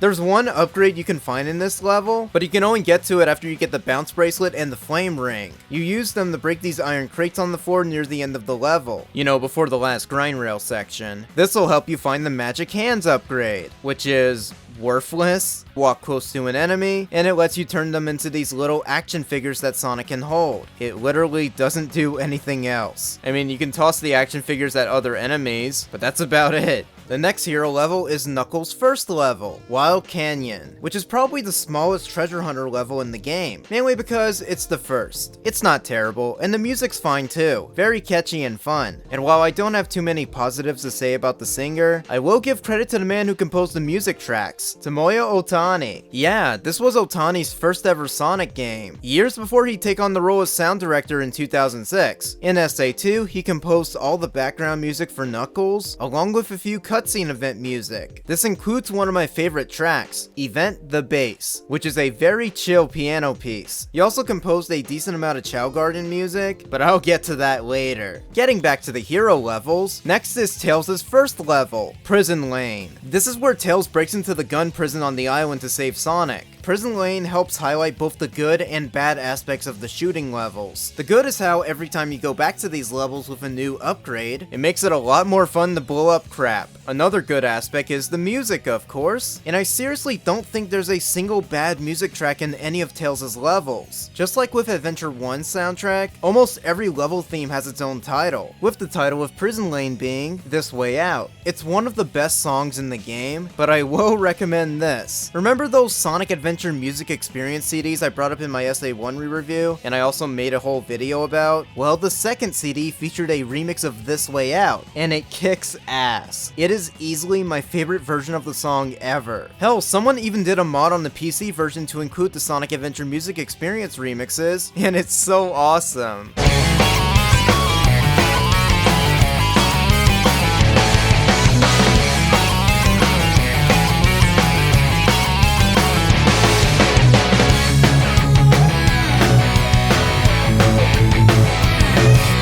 When it comes to the bad aspects of these levels, well, sometimes the enemies can blindside you. Like how they can drop right in front of you out of nowhere, or even fly right at you super fast. You really gotta develop the skills and memorization of these levels like me in order to put up with all this crap, which I guess you can call trial and error, which I understand is not entirely fun for normal people. Oh yeah, you may have noticed that most of the enemies in this game aren't Batniks. They're gun robots. You rarely see the Batniks in this game. And the one you see the most is Kiki, the funny monkey. The gun robots are still decent enemies and I do like their designs, but I still miss the Batniks, and seeing the same two gun robots over and over again can get a bit repetitive. But there is one special gun robot which is gold and only appears for a few seconds. I highly recommend killing these ones when you see it because they'll earn you more points, which is important because this was the first game in the series to introduce the dreaded That was cool! ranking system. Yep, this was the first game in the series to include the ranking system, and SA2 has one of the most notorious ones in the series. The highest rank you can get is an A, while the lowest rank you can get is an E. Getting A ranks in all the levels can be extremely tedious. Basically, you gotta play the levels flawlessly and rack up as many points as you can, which can mostly mean getting through them without getting hit, not dying, and doing it as fast as possible. It can be complete hell. And the next level, Metal Harbor, really highlights this issue perfectly. But on its own, it's probably one of Sonic's best levels. The music kicks ass, the set pieces are iconic, and climbing up that rocket at the end which takes off and then leads you to snowboarding down that vent system, it's so damn fun. I love this level, and no, I don't care what I said on Cooper's Perspective 7 years ago. Not quite sure what I was cooking there. I'm gonna say this now. This is my least favorite level in this game. Nothing about this level has variety. You're almost always going on the set path that the game wants you to go down. You light dash on those rings at the beginning. You run around this loop. You climb the rocket near the end. It's always the same. Shut up, you loser. You freaking nerd. No one cares. But anyways, Metal Harbor has become one of the most notorious levels for fans, especially me, all because of that damn ranking system. I have put so many goddamn hours into playing through this level over and over again, and I'm pretty sure most of that comes from me hitting the damn reset button on the pause menu, because I'm trying to get the damn A rank, but I either died or got hit. And when you hit reset, it resets the whole fucking level, not just back to your last checkpoint like in SA1. That's the issue with the ranking system. It can make every level seem more of a competition rather than just being fun. Sure, normal people won't care, but have you tried being a Sonic fan for a change? That purple A rank feels like a badge of honor, and you'll never understand the pain I get when I try getting an A, but end up getting slapped with a red B. It's like when you miss one box in Crash Bandicoot. It always sucks. And another issue with the ranking system is that A ranks are required for 100% completion, but I'll get to that shit later. Back to Metal Harbor, this is where you get the light dash as Sonic, meaning it is almost required that you reset the level once you get the power up. Also, Metal Harbor is one of the only levels in the game where you can get a perfect score from collecting every ring, which requires jumping up at this one section before the loop, where there's one hidden ring that's hiding up there like an asshole. Why did they do that? But getting a perfect will automatically give you an A rank, regardless of how long it takes you to beat the level. Like I said, the music is another big highlight. It is fast-paced and sounds very action-packed. And I forgot to mention this for City Escape, but the official Sonic the Hedgehog YouTube channel uploaded a few demo tracks for this game's soundtrack. Both City Escape and Metal Harbor had demos released, and if you're someone like me who loves seeing the evolution of these songs, then I'd recommend checking these out.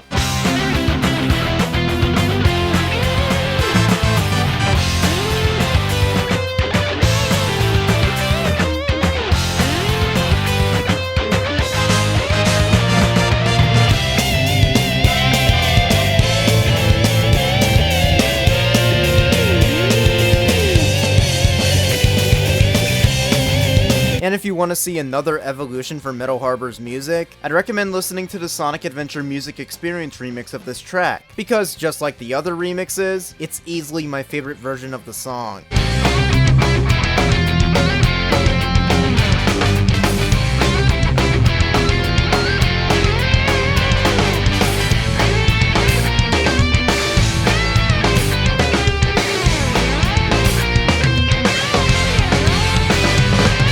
Overall, Metal Harbor is a fun level, and it's followed by another Sonic level, Green Forest. This level is slightly better than Metal Harbor, and I like how it has differing pathways. I still prefer the way SA1 did branching pathways, along with having more explorative areas with hidden item boxes and such. Levels like Green Forest do have areas like that, but for the most part, just about every Sonic level has them traveling down these narrow hallways. It's still fun, and it's super replayable, but just not my personal preference for how I think 3D Sonic should be. And part of the reason why you can't really explore too much is because of the camera system. You can't move the camera at all when you're in motion. If you stand perfectly still, you can move the camera left and right, but the moment you take a single step, the camera will automatically snap back into the direction the game wants you to go. It kinda sucks that they made the camera like this and there's no option to use a different one. It also works like this in most of the mech levels, but not in the treasure hunting levels, though it would make zero sense if it controlled like that there. But I will say, the restrictive camera never gets in the way when you're playing normally, so it's not that terrible, but I do still wish we had a free camera option or something like that. But focusing on Green Forest, this is the level that takes place after Sonic and Shadow have their encounter, and Sonic overhears that the island is about to be blown up by Eggman. So there's a timer counting down in this stage that doesn't go away, even when you choose the level in the stage select. It is a pretty short level though, so the timer doesn't really add too much pressure. Fun fact by the way, in the opening cutscene where Sonic overhears Eggman on the radio, the little area that him and Shadow are standing in is the middle section of Green Forest. Yeah, I don't know why it just places them in the middle of the level, but I always thought that little detail was pretty funny. The level after that is Pumpkin Hill, Knuckles' second and easily most iconic level in the game. In terms of imagery, it's easily my favorite. I love the Halloween aesthetic and the music is so damn catchy. The one thing to mention about this level is that it is way huger than Wild Canyon. Ergo, finding the emerald pieces can take a bit longer. As much as I don't like how massive the treasure hunting levels get, I can't deny that the scope of them is pretty damn impressive for the Dreamcast. And unlike SA1, SA2 is running at 60 FPS. And I rarely saw the game drop frames or suffer slowdown. I think SA2 is still one of the best looking Sonic games out there. The art direction is fantastic and a nice follow-up to SA1's art style too. Whereas SA1 looked impressive for a launch title, SA2 is a damn impressive looking game for the end of the Dreamcast's run. Anyways, the next level is Mission Street, and this is where the Tails levels really get good because you get the hover move here. This makes the mech a lot more fun to platform with, along with helping shooting things in the air, still kinda complementing the art style. I really love how a lot of the levels in this game can share the same set pieces, since Mission Street shares some portions from City Escape and even the Dark Stories Radical Highway. While I think Mission Street is good and fun, the next level is very much not that. Aquatic Mine. This is where the Knuckles levels really take a nosedive. And no, that's not a swimming pun. This level's fine, I guess, but it's the first one where I just don't want to replay it. The gimmick here is that this stage can have some sections that are submerged underwater, and you can control how much of the level can be underwater. There's also a bunch of ghosts in this level, a carryover from Pumpkin Hill, who can be super annoying, especially when they contain an emerald piece. The next point might be controversial for some people, but as you can probably see, this level is dark as shit. Like, it is super fucking dark.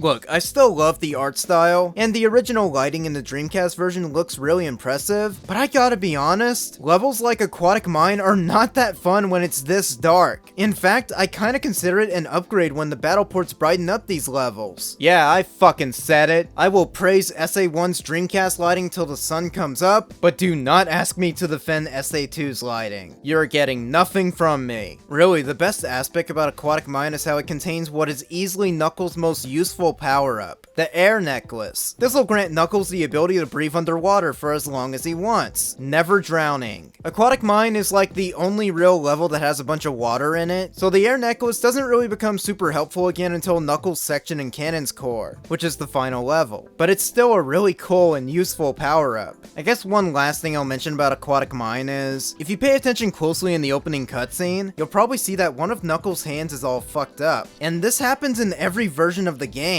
and it just becomes more noticeable in each port. Why didn't they bother fixing it? Moving on, the next level is Route 101, which has Tails driving his Tornado 3 and the only part of the game where you can drive it. It's a pretty fun level. The kart controls are pretty alright, and you could pick up rings on the track. Collecting enough of them will give you a boost, which is super useful for getting the A rank since it's time-based. But the only real obstacle here is the timer. It's counting down from 99 and you have to reach multiple checkpoints to keep getting more time, which is another aspect that makes the boost function super useful. Really, I don't mind this level on its own, but when I get to discussing this game's missions, yeah, then I'm gonna have a problem. Also, when you reach the president's car, what is going on with the windshield? I guess the texture is meant to be a glare from the sun's reflection, but from afar, it just sort of looks like someone tried assassinating the president and shot through the windshield. It's a little bizarre. Alright, the next level is Hidden Base. This level's noteworthy because we fight both gun robots and batniks. Again, it's mainly just Kiki, but I'm glad Eggman's headquarters had some batnik representation. Oh yeah, and instead of a bottomless pit, it's quicksand, which to me is way more terrifying than any bottomless pit. After that level is Pyramid Cave, which isn't one of my favorite Sonic levels, but it's not bad. But I really hate the ghost enemies that can just hold Sonic in place for a few seconds. Seriously, they're super fucking annoying. This is the level where we get the bounce bracelet, and despite the awful button mapping issues, it's still a very fun move to use. Pyramid Cave also has these hoops that you can jump through, which will get you more points, which also means they're highly recommended you jump through if you want to get the A rank. I like how whenever you pull off certain tricks, the game will say some corny phrases like awesome or even perfect. I miss that kind of shit in games. Oh yeah, Pyramid Cave also got a pretty kick-ass Sonic Adventure music experience remix, and yeah, it's really fucking good. Check it out.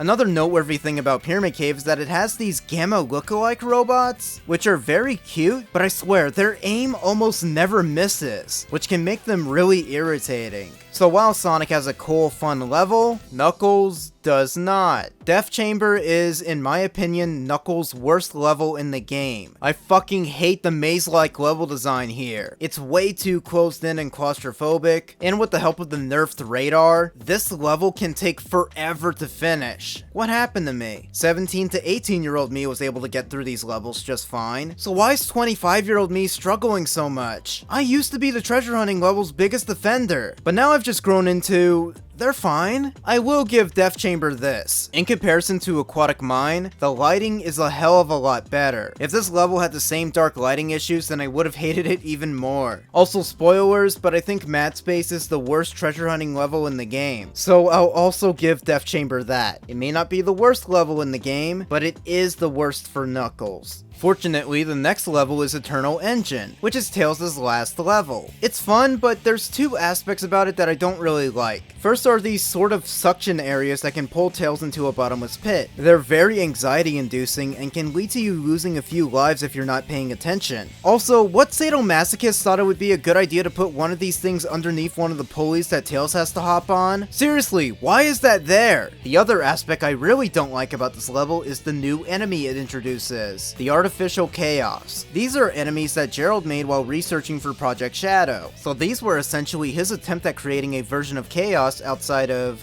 well, Chaos. So in terms of lore, they're rather interesting and a nice link to the first adventure game, but as actual enemies? Oh my god, I hate these motherfuckers so much. The worst part about them is that the moment their heads pop out, their tentacle arms will just stretch out and always get you. It's really fucking annoying, and you know what? The moment they appear in Eternal Engine, the level gets kinda worse. They are so shitty to deal with. The one positive I'll give them is that I like how translucent they look in the original Dreamcast version, since the battle ports kinda screw up how they look for some reason. Before I get to the next level, I want to bring up a weird thing that the game's story mode does. After you complete Eternal Engine, you see the cutscene where Sonic is about to put the fake emerald into the Eclipse cannon, only for him to overhear Eggman on Tails' radio. This gives the impression that the next level's gonna be a Sonic level, which would be Crazy Gadget, but it's not. It cuts to Knuckles' last level, which is Meteor Herd. So they kinda just trolled the audience into thinking the next level's gonna be a Sonic level, only to get slapped in the face by a Knuckles stage? Why did they do that? Shouldn't they have moved this cutscene? Okay, whatever. Meteor Herd is easily the hugest and most expansive level for Knuckles, which you would probably assume would make it the worst level for me, but I don't think this level is that awful. Don't get me wrong, this level is still massive, and the radar not being able to detect pieces for a while is frustrating, but I won't lie when I say the huge areas to fly and drill down in the air are a lot of fun. Plus, this level rarely ever goes too horribly wrong for me. I'd also much rather play this open-ended zone over the way too closed-in Death Chamber. So yeah,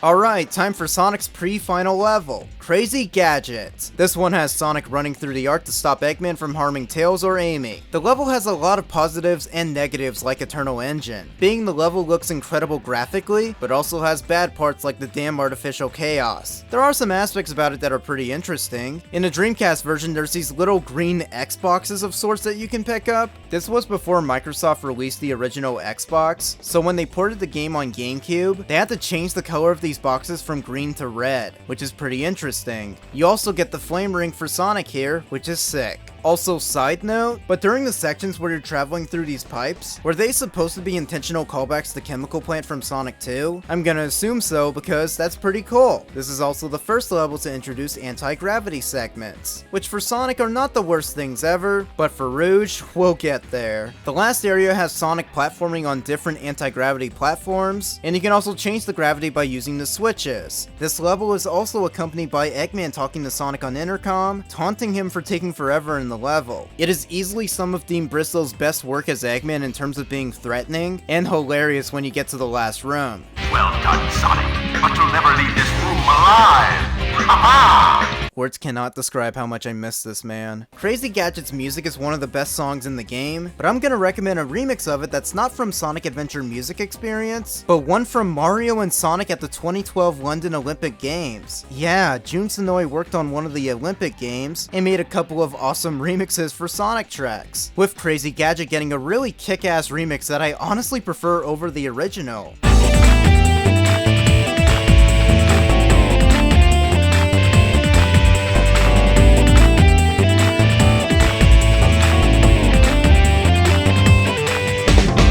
Alright, the last level in the hero story is Final Rush. Final Rush is an exhilarating final level. You're literally on top of the world in outer space, grind railing and platforming till the end. It's probably my favorite Sonic level in the entire game. And besides City Escape, it's probably the one I go back to replay the most because it's so fun. The music is also one of the best songs in the game. It is amazing final level music.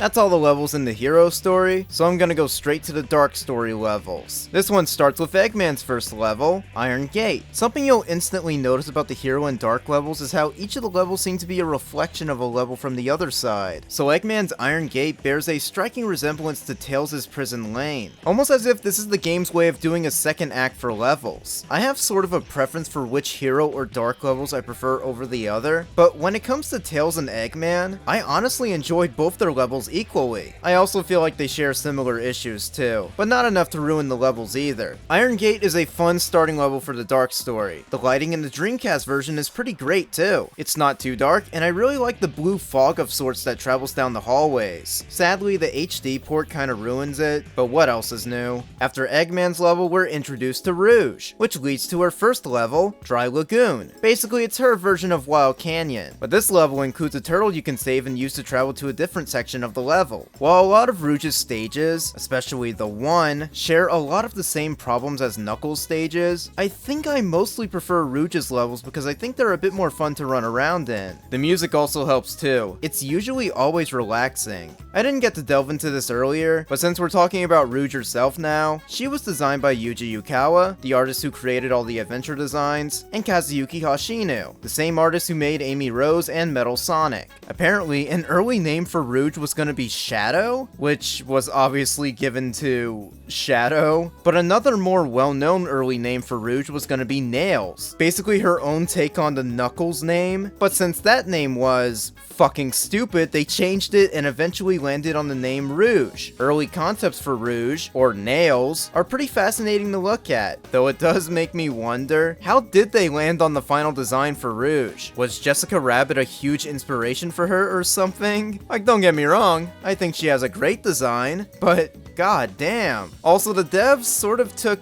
advantage of Rouge's character design. How the fuck else am I supposed to address this? Well, Rouge's boobs bounce on her character model. Why? I have no fucking clue. This is the only game in the series where this weird detail was added. Also, her ears jiggle too. It's cool. Now that I got that out the way, I'm moving on. The next dark level is Sand Ocean, and I always found Eggman's opening line funny. Those idiots will never find my hidden base inside this pyramid.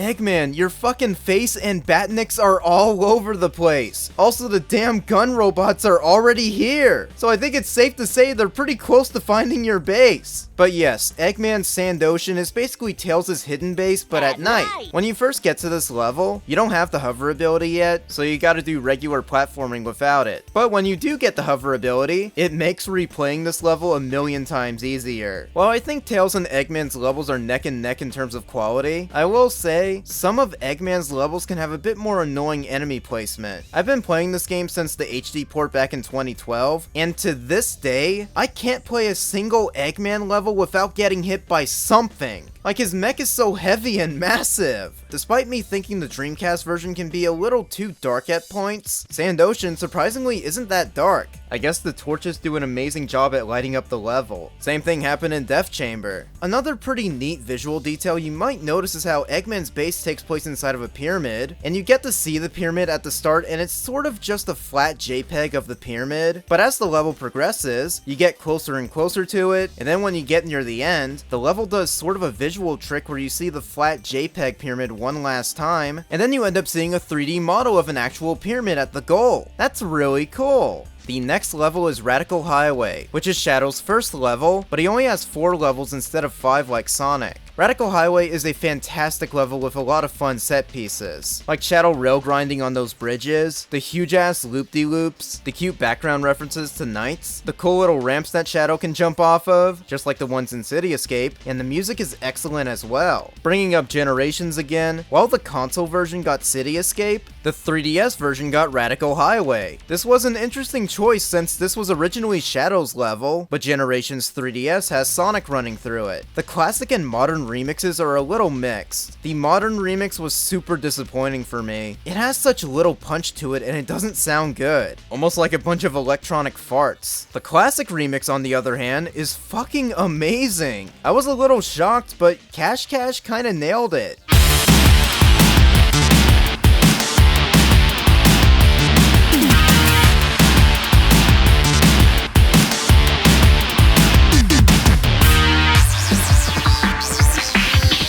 And just like with Rouge, I want to focus on Shadow's origins now. He was apparently created by like 4 different people, being artist Yuji Yukawa, Kazuyuki Hoshino, director Takashi Iizuka, and scenario writer Shiro Meikawa. Basically, Yukawa-san was tasked to design him, Iizuka claims to have come up with the original idea of Shadow, and Meikawa-san claims to have been responsible for Shadow's final design, even calling himself Shadow's creator. Yukawa-san's initial designs for Shadow would literally just look like a dark Sonic. He had emo hair, appeared to have been brandishing a sword of some kind. Oh, and his original name was Terios. Yeah, needless to say, Shadow had to go through a lot of revisions until he landed on the edgy red and black hedgehog we all know today. There's been a bit of a story regarding Shadow's death at the end of the game where apparently Shadow was not planned to return after SA2, which is sort of half true. Iizuka stated they always planned on using Shadow again, at least for his own spin-off game, ever since the character's conception. However, the fan reaction to Shadow's death did influence Iizuka to add him into Sonic Heroes, which explains why he just magically comes back to life. Shadow is a very love or hate character for a lot of people. For me, he's one of my personal favorite characters, but it is quite a shame that his later appearances are gonna heavily alter his public reputation for years to come. But yeah, those are stories for another day. Let's get back to Radical Highway. You may have noticed graphically that it shares a lot of assets with Tails' Mission Street. Hell, the road sections are even used in Route 101 too. God, I love this game's sense of familiar locations. Moving on to the next level, it's Egg Quarters, Rouge's version of Death Chamber. And while it does share a lot of the same problems, I kind of enjoyed this level a little more. The maze-like design isn't anywhere near as obnoxious, and the only real annoying thing in the level are these stupid beetle robots that hover around everywhere, and if you get caught by them, they'll zap you within seconds, unless you go hide in the shadows for a bit. So yeah, not an amazing treasure hunting level, but I'll gladly play this one over Death Chamber any day. The next level is Lost Colony, and Well, remember when I bitched about the dark lighting in previous levels? Lost Colony is probably the worst offender to this. It's so damn dark! And look, the atmosphere in this level is excellent, and I love the toned back music track. It really gives the feeling that Eggman is exploring this long abandoned space station that had a horrible incident happen to it decades prior. And speaking of a horrible incident that happened a decade prior, remember Sonic 4 Episode 1? And do you remember Lost Labyrinth? Well, Jun Sonoy composed Sonic 4, and a part of me always felt that the music in Lost Labyrinth was a little similar to Lost Colony from Sonic Adventure 2. Does anyone else hear it?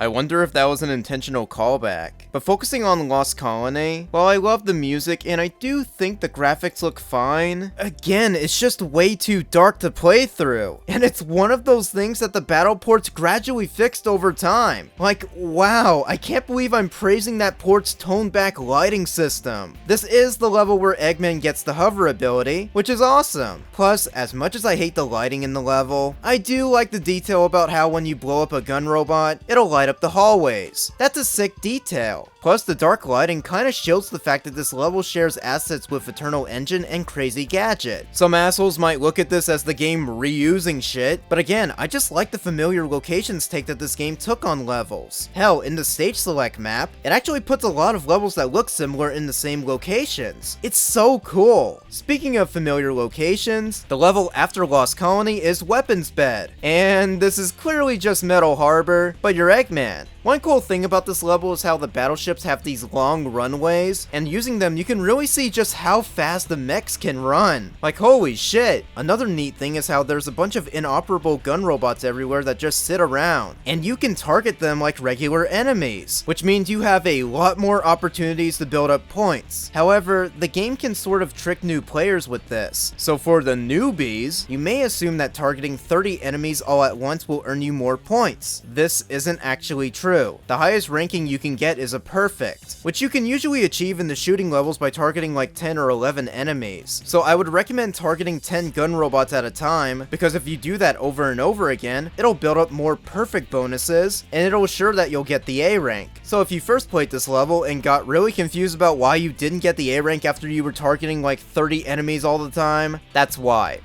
Dumbass. The next level is Security Hall, which involves Rouge inside of a compact security area where she's looking for 3 Chaos Emeralds. One of the main gimmicks about this level is the locked doors. Sometimes one of the emeralds are going to be locked behind one of these, so you'll have to travel to the upper section of the level and flip a switch in order to get the emerald. It's a little annoying to deal with. Another gimmick of this level is how there's a timer on it, with Rouge only having 5 minutes to get all the emeralds, which can be a little nerve-wracking. I've never had an issue with the timer, but I know there's other people out there who don't like it too much and feel that it can add pressure, which is a pretty valid complaint. Now it's time for me to complain about someone else's review. Take Security Hall for example, where not only can you find only 1 Chaos Emerald at a time with this stupid gimped radar, you only have about 5 minutes to find all 3 of them. Set the timer for 15 minutes. Let's go, Rouge. 5 minutes should be plenty. No, he said 15 minutes. 15 minutes! Johnny, Eggman said the bomb was gonna detonate in 15 minutes. Rouge said 5 minutes because that's a short amount of time she could take out of that 15-minute timer to get the emeralds long before the bomb goes off. I know it's been like 11 years since you made this review, but do you know how time works? Also, I know a lot of you are gonna watch this and get overly defensive like, "Stop bullying Johnny!" Guys, it's all in good fun. I literally don't care how he thinks about this game. Plus, he's a grown man in his 30s. I'm pretty sure he can handle a bit of criticism. Plus, he's a reviewer for God's sake. You can't criticize the criticizer? You guys do it to me all the time in the comments. What exactly makes Johnny off limits? Moving on to the 1/3 of the game that Johnny said he liked, the next level is White Jungle, which is Shadow's Green Forest except a little more open-ended. I love the vines that shoot Shadow straight up in the air, I like the differing pathways, and I just find this level a little bit more replayable than Green Forest. This is also where Shadow gets the Light Dash. That's a great highlight. Another thing worth pointing out is how the original Dreamcast version featured these blue orbs that were floating in the air, but in the battle ports, they added this rain filter on the level. It looks neat, but it does lose a few points for how even if you go into a covered part of the level, it's still raining. Regardless, it's a cool effect. After White Jungle is a Rouge level, Route 280, which is a more difficult version of Tails' Route 101, but this time Rouge is chasing after Tails, not the president. Rouge's kart level has a lot more sharper turns and parts where you can fall off. Oh yeah, and there's no checkpoints in these levels, so if you fall off the track, you gotta restart the whole thing.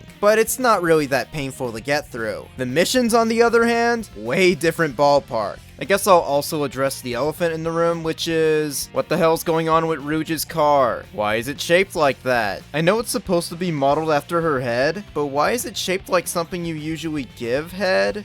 I should probably move on from this topic. One weird graphical difference between the Dreamcast and battle ports is how, at the end, Tails looked just fine on Dreamcast, but in battle his colors got all fucked up. How does that even happen? Anyways, the next level is Skyrail, a short but very fun and fast-paced level for Shadow. Just from the name, you can tell that Shadow's gonna be grinding on rails for most of the level, and you may also notice that this takes place in the same area as Pumpkin Hill, only now it's daytime, and the music track for this level kicks a lot of ass. It's called Mr. Unsmiley, and it's one of the shorter songs on the soundtrack, but it's easily one of the best. This is also the last level in SA2 to get a remix for the Sonic Adventure Music Experience CDs. I greatly recommend checking out the Mr. Unsmiley remix. The re-recorded drums are fucking amazing.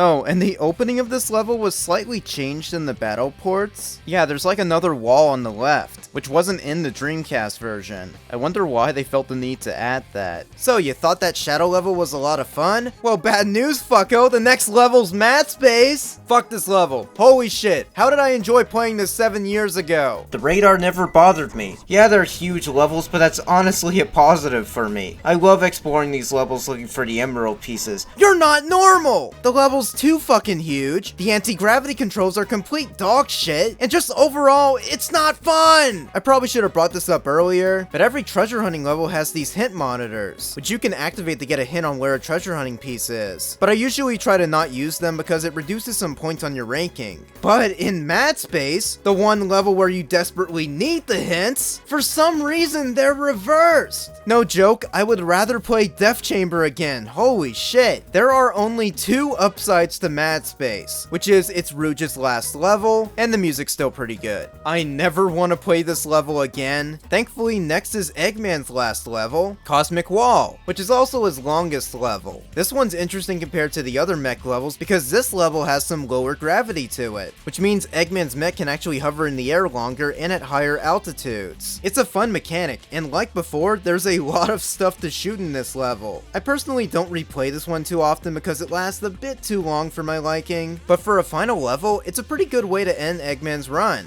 Well, the final dark level goes to Shadow, and it's Final Chase, Shadow's version of Final Rush, and it's not as good. Not terrible, but some of the design choices just weren't amazing. Like with Final Rush, artificial chaos are everywhere, but they seem a little more annoyingly placed this time around. Plus, there's these weird rotating cylinder platforms with some anti-gravity to them. I don't have a whole lot to say about them. They can be pretty exhilarating to run on, and there's one at the very end of the level that you're supposed to run down, but I always like clipping away from it and just falling straight down to the goal ring. Before I talk about the last story, I'm gonna talk about the boss fights real quick. Some short fights can happen with a few gun robots, with Sonic battling Bigfoot, Shadow fighting Hotshot, and Rouge fighting Flying Dog, which is the same boss as the latter two, but it's constantly flying. They're very basic fights, but for Sonic's case, Bigfoot is the first boss fight. Same for Shadow and Hotshot, so it fits. Plus, when you get the bounce bracelet as Sonic, replaying this boss fight just becomes really pathetic. Moving on, this is the first game to do character battles, with each character fighting their opposite. The first Sonic and Shadow fight is laughable. You can just spin dash into each other and it'll end the fight fast. The AI is ridiculously stupid. The first Tails and Eggman fight is stupid easy, you just spam the button like before, but then the second time they fight is stupid difficult, and it's all because the other character can use this massive cannon attack. Why can't I use that? The Knuckles and Rouge fight also has this issue where not only is the AI stupid, but the other character you're fighting can use a special move against you. Hello? Why can't I use a special move too? That's not fair. Am I missing something? After Death Chamber, Knuckles actually gets his own exclusive boss, and it's King Boom Boo, a ghost character that's just original enough that Nintendo can't sue. Anyways, you get chased down by Boom Boo, and you gotta wait until he breathes fire at you. That way you can run around and smack this stupid ghost to trigger the sun to come out. After that, just chase Boom Boo's shadow, dig him out, and beat the shit out of him. It's not a bad boss fight, and it's pretty interesting that only Knuckles gets to fight him. This was Boom Boo's only appearance in the game, and this would also be the only mainline Sonic game he appeared in. Though surprisingly enough, he would make a reappearance later in Team Sonic Racing about 18 years later. Yeah, you can drive through what's supposed to be his house, and you see him pop up a few times. It's cute, and I never thought in a million years we would have seen Boom Boo in another game again. But getting back to SA2, you may have realized that this is probably the first mainline Sonic game where Sonic and Eggman don't directly fight each other. The closest we really get to that is when Eggman has Sonic fight one of his creations, the Egg Golem, which was also the name of a Sonic 3 and Knuckles boss. The fight just involves Sonic running behind the Egg Golem and hopping on the conveniently placed platforms on the Egg Golem's back. Why would Eggman build him like this? What was he thinking? And that's not even the stupidest part of this boss. In the Dark story, after the moment where Sonic goes, he smacks the Egg Golem and makes it turn on Eggman, leading to that being the reason why Eggman has to fight him in the Dark story. You just shoot him until parts of him start falling off, and you just shoot him some more. I think this version of the fight might be the most boring one in the game. Like, sure, the character battles aren't great, but at least they're entertaining in some way. Speaking of which, both the Hero and Dark stories end with Sonic and Shadow facing off. Unlike the first fight where the AI was stupid and it was easy to beat, this fight is a lot better. You're constantly chasing one another and dodging each other's attacks. It's a cool idea for a boss fight. The first two hits are the easiest because you can just spin dash into the other, but after that, the AI gets a little smarter by jumping out the way. Usually, I wait until the other one tries to use a special attack to spin dash into them, because they'll just stay static during it. Another method you can use is a little tricky, but it's cool to pull off. There are trails of rings on the runway, and you can light dash onto them, and the light dash can actually hurt the other character, which is pretty neat. Overall, this is a solid boss fight, and a damn good way to end both stories. And here's a hell of a fun fact about this boss fight. The runway may look never-ending, but for whatever reason, if you hit the 10-minute mark, it'll actually run out and intentionally kill the player. I'm assuming it's just a subtle callback to the classic games, like how the time would run out after 10 minutes, but hey, that's just a theory. A game theory! Okay, look, I'm like a solid 2 hours into this re-review. I think it's safe to say I've lost my mind. Whatever, let's talk about the last story levels. Cannon's Core. This isn't just a normal level where you're running through it as one character. Instead, it's one huge level that 5 characters run through, and you play as Tails, Eggman, Rouge, Knuckles, and Sonic all in that order. Tails and Eggman are all about shooting enemies and blasting a door open near the end. Rouge is about activating a switch that'll fill the room with sand-looking water. That always confused me. What is this water supposed to be? Well, Knuckles' section involves him traveling under that water, activating switches, and pressing a button for Sonic at the end. The first 3 acts aren't too bad, and Knuckles' section isn't that bad either, as long as you got the air necklace from Aquatic Mine. Seriously, if you made it to Cannon's Core without Knuckles' air necklace, it's gonna be a complete pain in the ass to get through. Just like the classic games, there are air bubbles to help Knuckles breathe, but if you want to play this level and not pull your hair out, then be sure to get the air necklace. Sonic's section of the level is the shortest but also the most fun, ending with a cool part where Sonic is traveling down a sandy waterfall of sorts, which I'm pretty sure is a callback to Lost World's waterfall set piece from SA1. Sonic's act is also pretty infamous for a huge glitch you can pull off. Basically, every section of this level features these time switches. Activating them can cause time and everything to freeze temporarily. Not only does it freeze all the enemies and moving platforms in the levels, but it also freezes the time, which can actually help with your time bonus at the end. And, well, there's a glitch you can pull off that can permanently freeze everything, and you can do it in Sonic's section. Basically, once you get to a section where a time switch is on the floor, if you could spin dash away from it fast enough,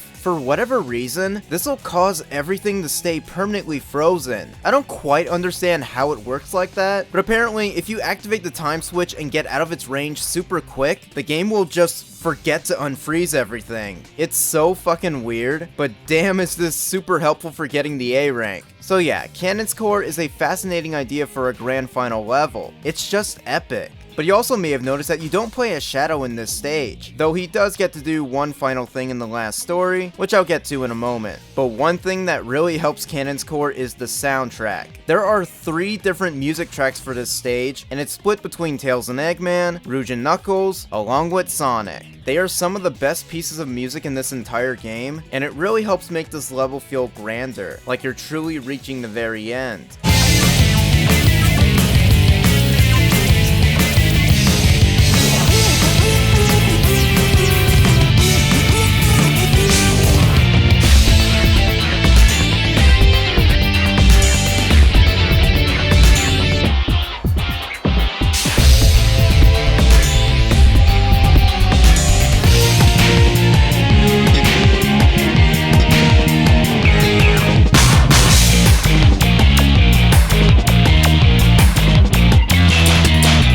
After Cannon's Core, we get to the pre-final boss fight, where you're Shadow fighting the Bio-Lizard, the ultimate life form versus the prototype. This fight has Shadow running on a round floor, trying to avoid the Bio-Lizard's various attacks, including sending electric orbs for Shadow to jump and roll under. The main objective is to hit the core of the Bio-Lizard on his back. Once the Bio-Lizard tires out, hop on the grind rails and home into the core. But as you progress in the fight, it becomes more difficult with it having red orbs for Shadow to home in on, which can help you reach the core. But the hitboxes on the red orbs are insanely inconsistent. It can actually lead to Shadow air dashing into the Bio-Lizard and getting hurt. There are a decent number of rings for you to pick up, but because of the fixed camera, it makes locating rings pretty difficult. I also don't recommend picking up every set of rings you come across, because like in the other games, once you get hit, you drop all of them, and you better pick them back up because they don't respawn. I recommend just picking up one trail at a time. The last hit on the Bio-Lizard is insanely nerve-wracking, with Shadow needing to float to the core all while dodging the red orbs that are coming after him. So if you don't have rings in this section, then maybe 9.4 times out of 10 you are likely gonna die, and then you'll have to redo the entire boss fight. I would complain about the difficulty, but it's literally the pre-final boss. What was I expecting? As frustrating as this fight can get, it is an amazing boss fight that helps perfectly set up the finale. The boss music has the perfect atmosphere to it too. It's a vocal track called Supporting Me, and it fits the fight brilliantly. My one issue with it is that it can be a little difficult hearing the vocals on the song. Yeah, the sound mixing isn't too great, but what else is new? It's Sonic Adventure 2. The Bio-Lizard did get brought back for a boss fight in Generations 3DS, which is interesting like Radical Highway in the sense that it's Sonic playing this instead of Shadow. It featured a remix of Supporting Me that was done by Richard Jock of Sonic R fame, and I'll admit, I kinda prefer the Generations remix of this song because I can hear the vocals in this version a little better.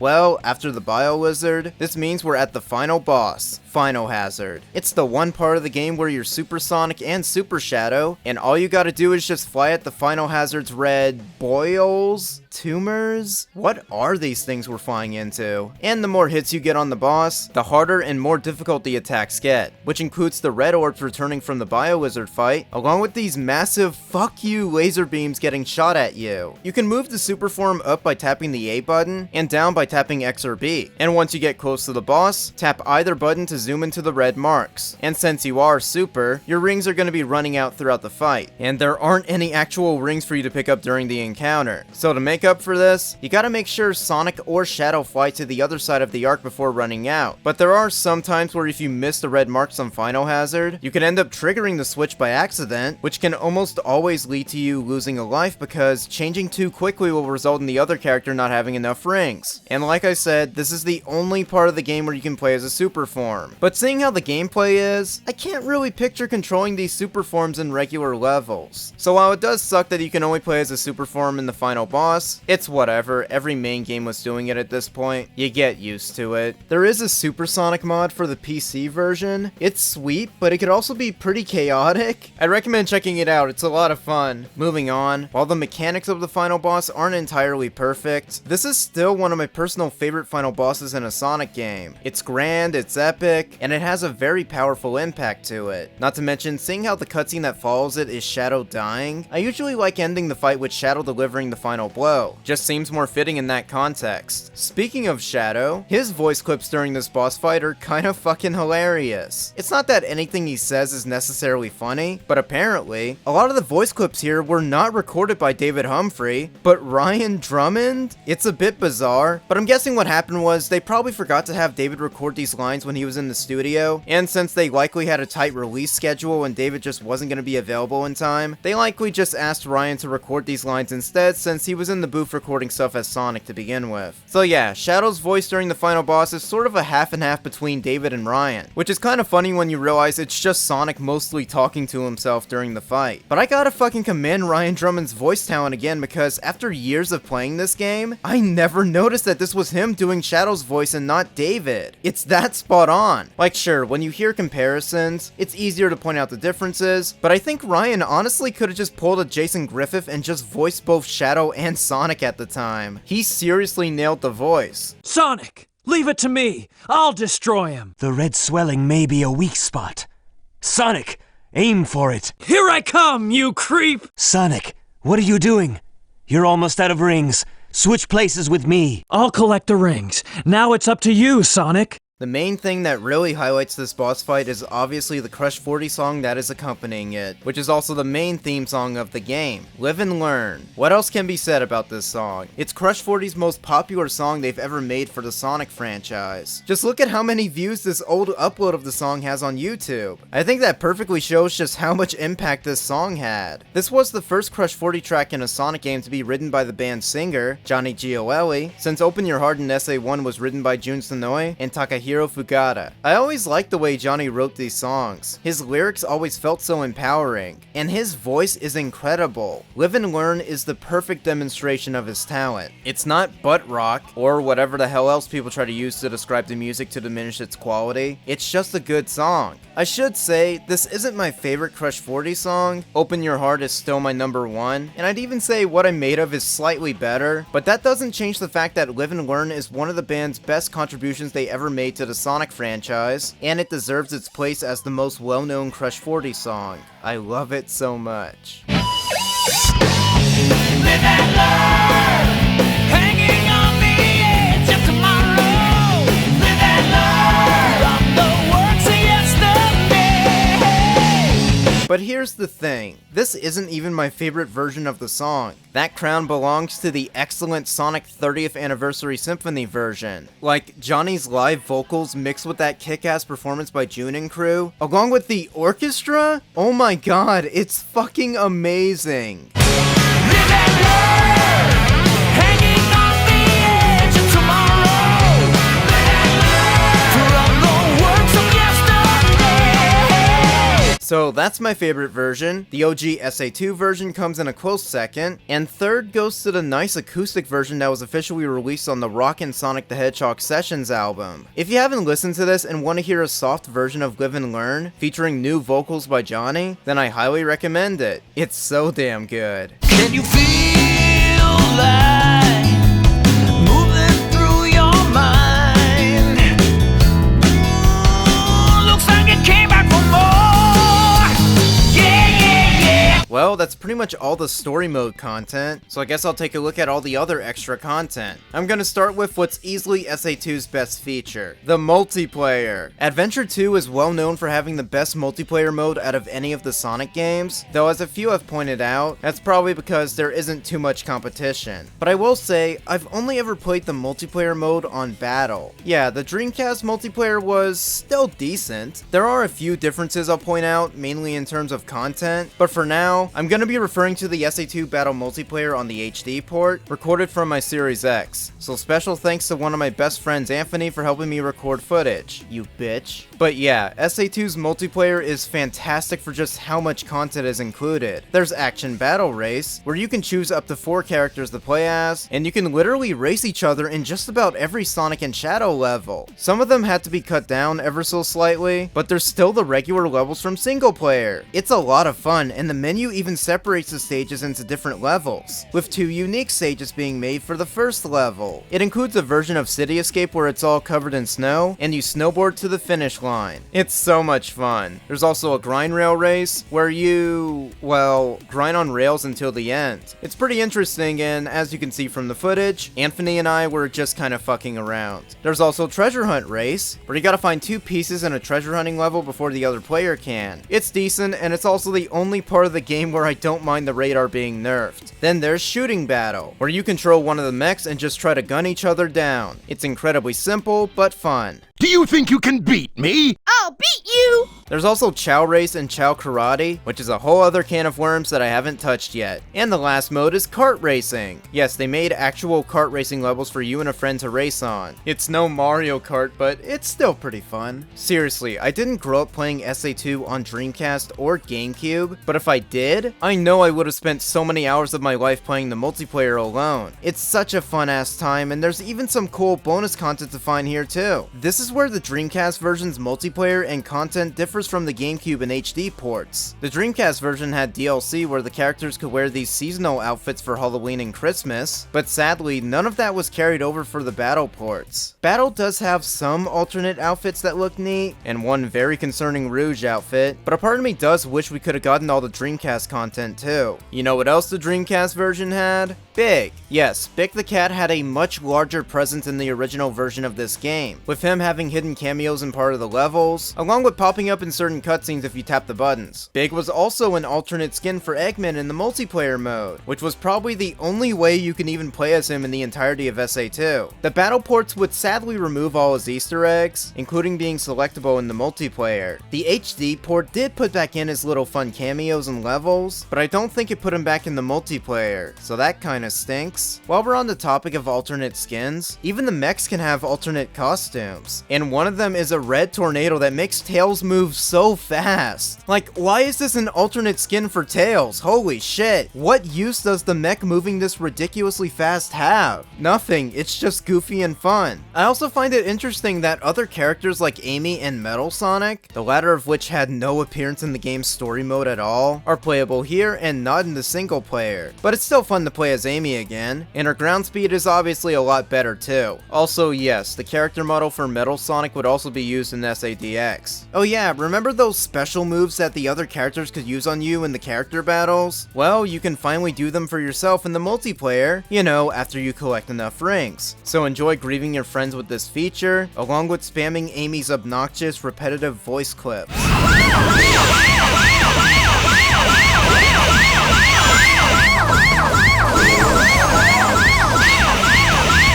God, I love this game. Hell, both Tikal and Chaos are even playable in the treasure hunt mode, and they just recycle old voice clips for Tikal, which is pretty funny. Along with giving her brass knuckles, god damn! Slay Queen, greed is our enemy indeed. But yeah, despite some missing extra content from the Dreamcast version, SA2's multiplayer, especially SA2 Battle, is some of the best multiplayer content this franchise has ever seen. And I'm kinda sad that the HD port didn't go the extra mile and give us online play. What a huge missed opportunity, and I'd be willing to bet that the servers for it would still be up and active to this day. Oh well, guess we'll have to stick to using Parsec.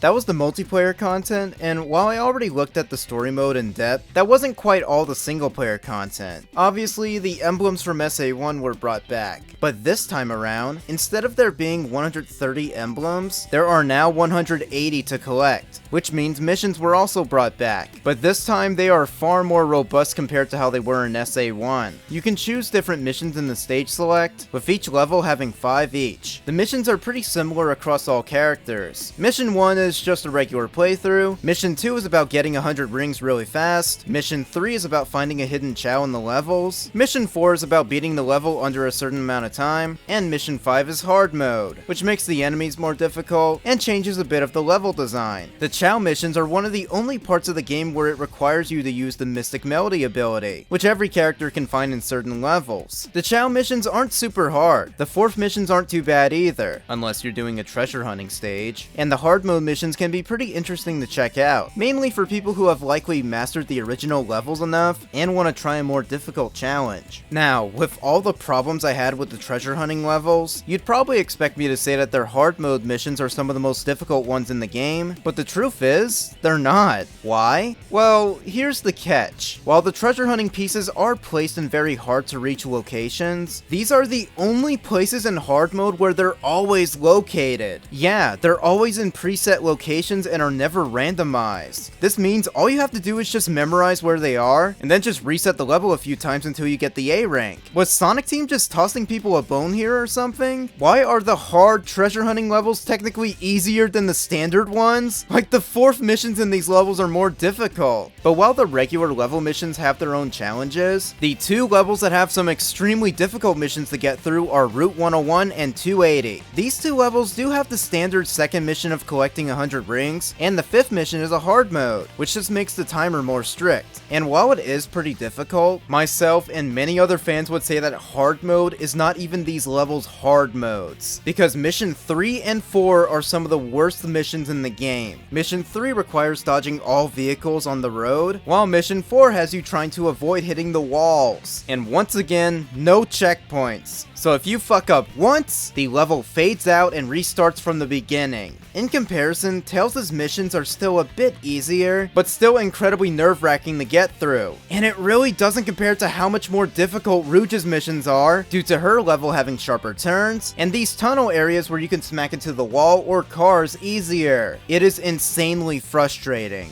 If you're gonna go for 100% completion, do yourself a favor and get these 2 levels out the way first. They are gonna take forever. And as much as you won't like to hear this, but you must get the damn A ranks if you want to fully complete this game. Yep, you get ranked for missions as well. And in one of the game's most insane decisions ever, you earn bonus emblems for getting all A ranks in each of the characters' levels. You heard that right. In order to 100% this game, you must get A ranks in every level and mission. Now, if you'll politely look at the length of this video, you probably assume I'm completely insane. And you'd be right, because I've collected all 180 emblems in this game a grand total of 3 times. The first time being in October 2012 when I first played this game on PS3, the second time was when I got the game on Dreamcast and decided to 100% it there, and the third time was recently on the Xbox 360 version when I got my Series X. Some of you Cooper's Perspective fans may remember me talking about this, but I don't have my 100% save file on PS3 anymore due to a young family member accidentally deleting it. But I do have the trophies for it though, and I remember it being my proudest achievement at the time that I managed to 100% the game within the same month.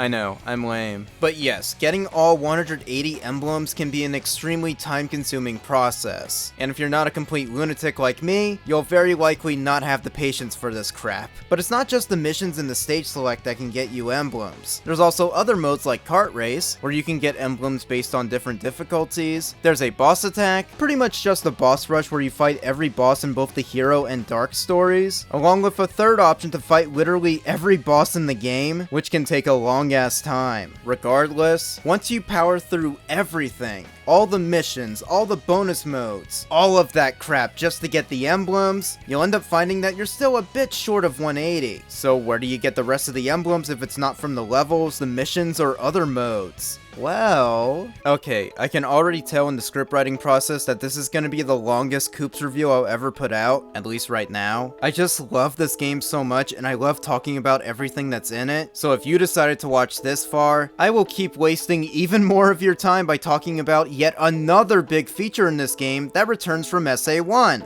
the The Chao Garden! We're gonna be here for a while. But yes, Sonic Adventure 2 brought back the Chao Garden. And this version of the garden, especially in the battle ports, is the best iteration of the Chao Garden we ever got. It is so good. Since we don't have hub areas, how do we get to the Chao Garden? Well, in every action stage, you can come across a Chao box, and breaking them open will give you a Chao key. Beating a level with the key will transport you straight to the Chao Garden. After that, you can choose the Chao Garden on the stage select. The garden is a lot more fleshed out here compared to last time, with a lot of updates from SA2's Chao Garden being transferred to SADX. I'm mainly looking at the Chao Garden in the HD port because that's the version I've spent the most time playing, along with the fact that all my Chao on the Dreamcast version are gone since the Chao save data on my VMU got corrupted years ago. So rest in peace, my Dreamcast Chao. You guys will never be forgotten. And thanks for getting me my emblems. But yeah, raising Chao in SA2 is pretty similar to SA1, just with a few changes. For starters, not only can you turn the Chao good or evil, but now they cause two other gardens to appear, the Hero and Dark Gardens. You can align a Chao to be Hero or Dark by raising them with either a Hero or Dark character. You can even physically see them change appearance, especially if you just sit down and pet them over and over again. I really love that detail.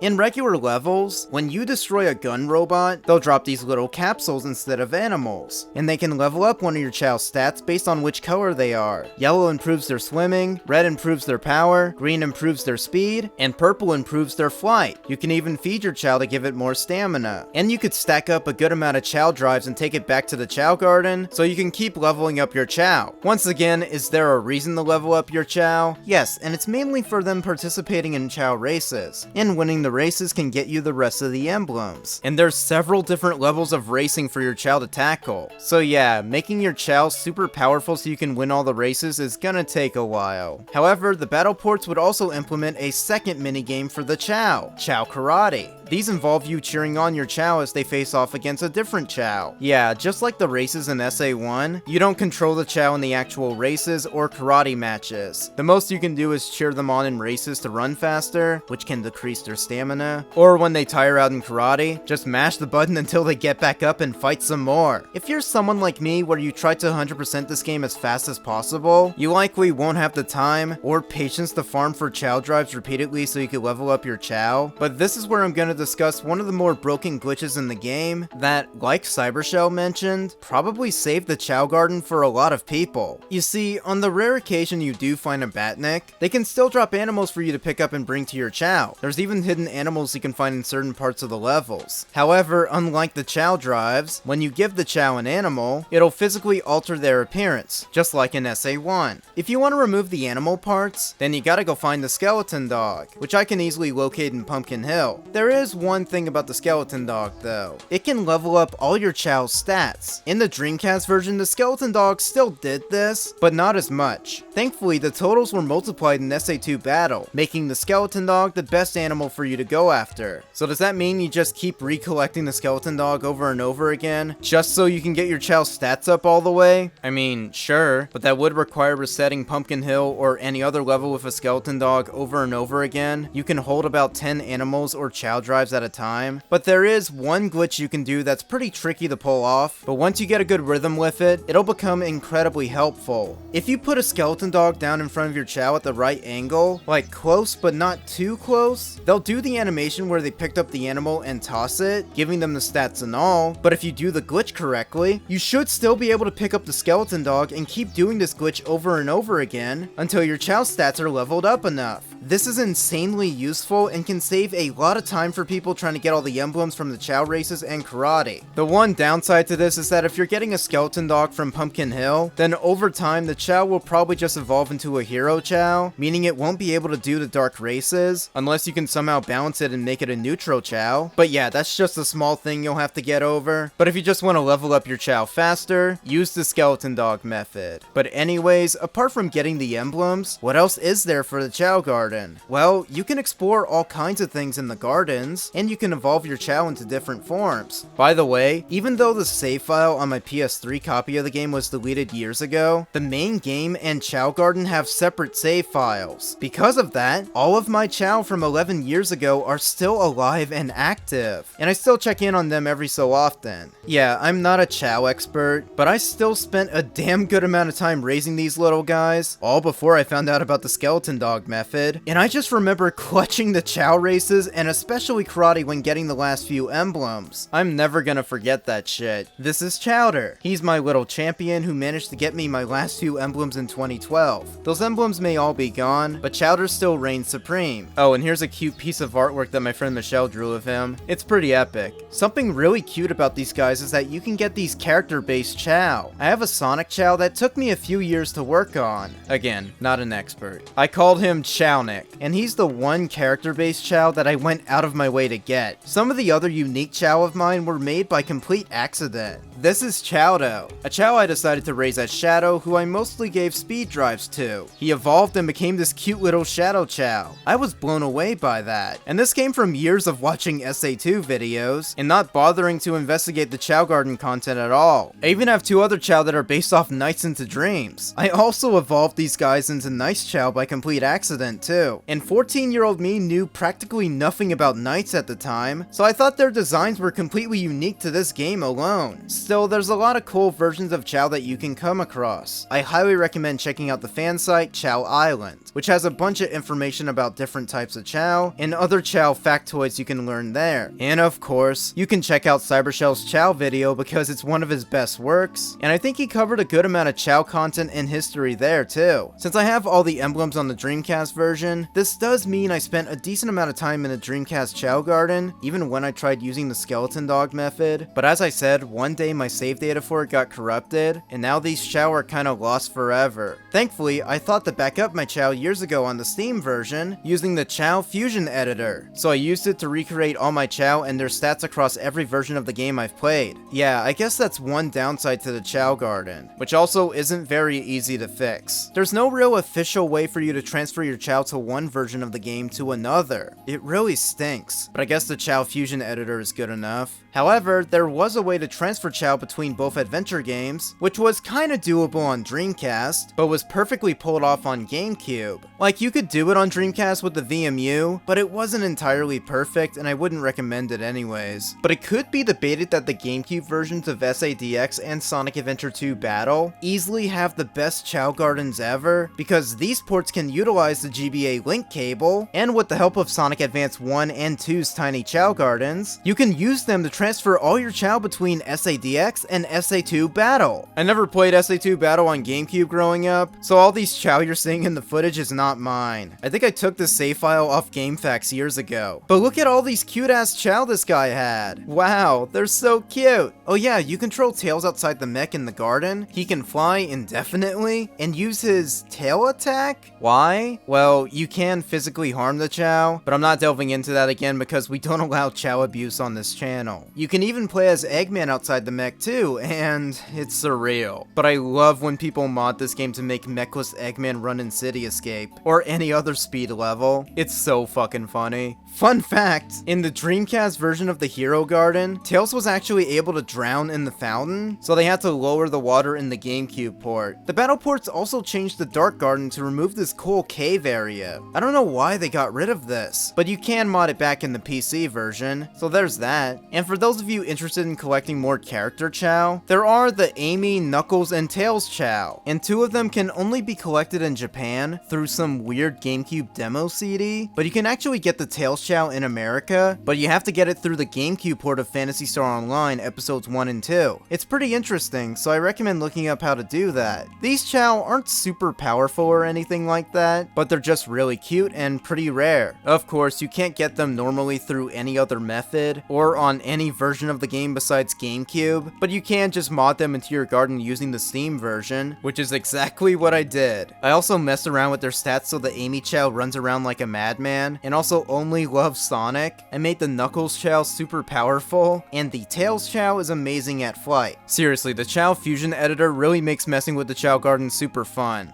Oh yeah, there's also the Chaos Chao, which I've never been able to get myself. Apparently, your Chao needs to reincarnate twice for them to evolve into a Chaos Chao. After that, they can never die. Ever. They can even evolve into an Angel Chao or a Devil Chao. Don't they look badass? And obviously, they're inspired by the villain from the first Sonic Adventure game, Chaos. It also confirms lore-wise that Chaos is just a mutated Chao, so that's pretty cool. Yeah, I don't want to spend super long talking about the Chao Garden, especially after seeing how long this re-review is becoming, but I really enjoy the Chao Garden, and I'm kinda sad that SA2 ended up being its last appearance. The tiny Chao Garden would appear in Sonic Pinball Party, but after that, we haven't really seen the Chao Garden ever again, despite recent references, and even a Chao in Space animation being made. I really hope it returns soon. I think with how much fan demand there's been, it could happen sooner rather than later. Hell, it doesn't even have to be an extra mode in a game. Why not just release a standalone Chao game, with new upgrades, new modes, and even online functionality? I guess for now, we're just gonna have to wait and see. Okay, so after you played through all the levels, completed all the missions, got every A rank, played through all the extra modes, and likely sunk several hours into the Chao Garden to get those last few emblems, what exactly do you get for getting every emblem? Thankfully, unlike Dreamcast SA1, Dreamcast SA2 does give you something, and it comes in the form of a new level, which you can find on the stage select screen. And it's Green Hill Zone! Yes, one of the first actual times where they brought back Green Hill, and unlike a lot of the recent games, this was actually pretty special. The graphics look just like the Genesis level, and the music is a really solid remix of the original Green Hill theme, so Nakamura got a nice paycheck from this. The level design is a bit strange. It uses most of the same layout from Act 1 of Green Hill, and tries transforming that into a full 3D level. It's interesting. I'll give them that. I do like how there's differing pathways, and getting to hop on top this huge loop-de-loop is really cool. Back when I was a kid watching cutscenes for this game, I never really bothered to look up the actual gameplay of the levels, mainly because I just never got around to it, but not too long after the time I was watching the cutscenes, I did come across an old upload of someone playing through this version of Green Hill Zone, and with this being the first real footage of gameplay I'd seen from Sonic Adventure 2, mixed with me being aware of how the classic games looked and played, I genuinely thought that this version of Green Hill was just how the entire game looked. Yeah, I thought the entire game just looked this retro and cartoony, so you can imagine my surprise a little later when I came across footage of City Escape, but I still thought it looked cool. Anyways, this version of Green Hill is good fun, and a decent reward for collecting all 180 emblems. But is it worth going through all that hassle just to get this? I don't know. Depends on your preference, really. The one issue I do have with the level is the fixed camera. It can make it difficult to look around this level, but that's an issue with all the other speed stages, so it's not like a horrible or inconsistent thing. But I do kinda wish the level was longer. Like, maybe they could have combined all 3 acts of Green Hill together to make one huge 3D level for you to run through, but oh well. Oh yeah, this is like the one level where there's no gun robots, and there's several Batniks, with most of them coming from Sonic 1, meaning this is also the best place to pick up animals for your Chao. It's cool seeing the classic Batniks in 3D, but I do have one question. Where the fuck is Motobug? Did they just forget to put him in, or did they just not have enough time? Oh yeah, one small audio detail they included was changing Sonic's jumping sound effect back to the classic one from the first game, which is really cute.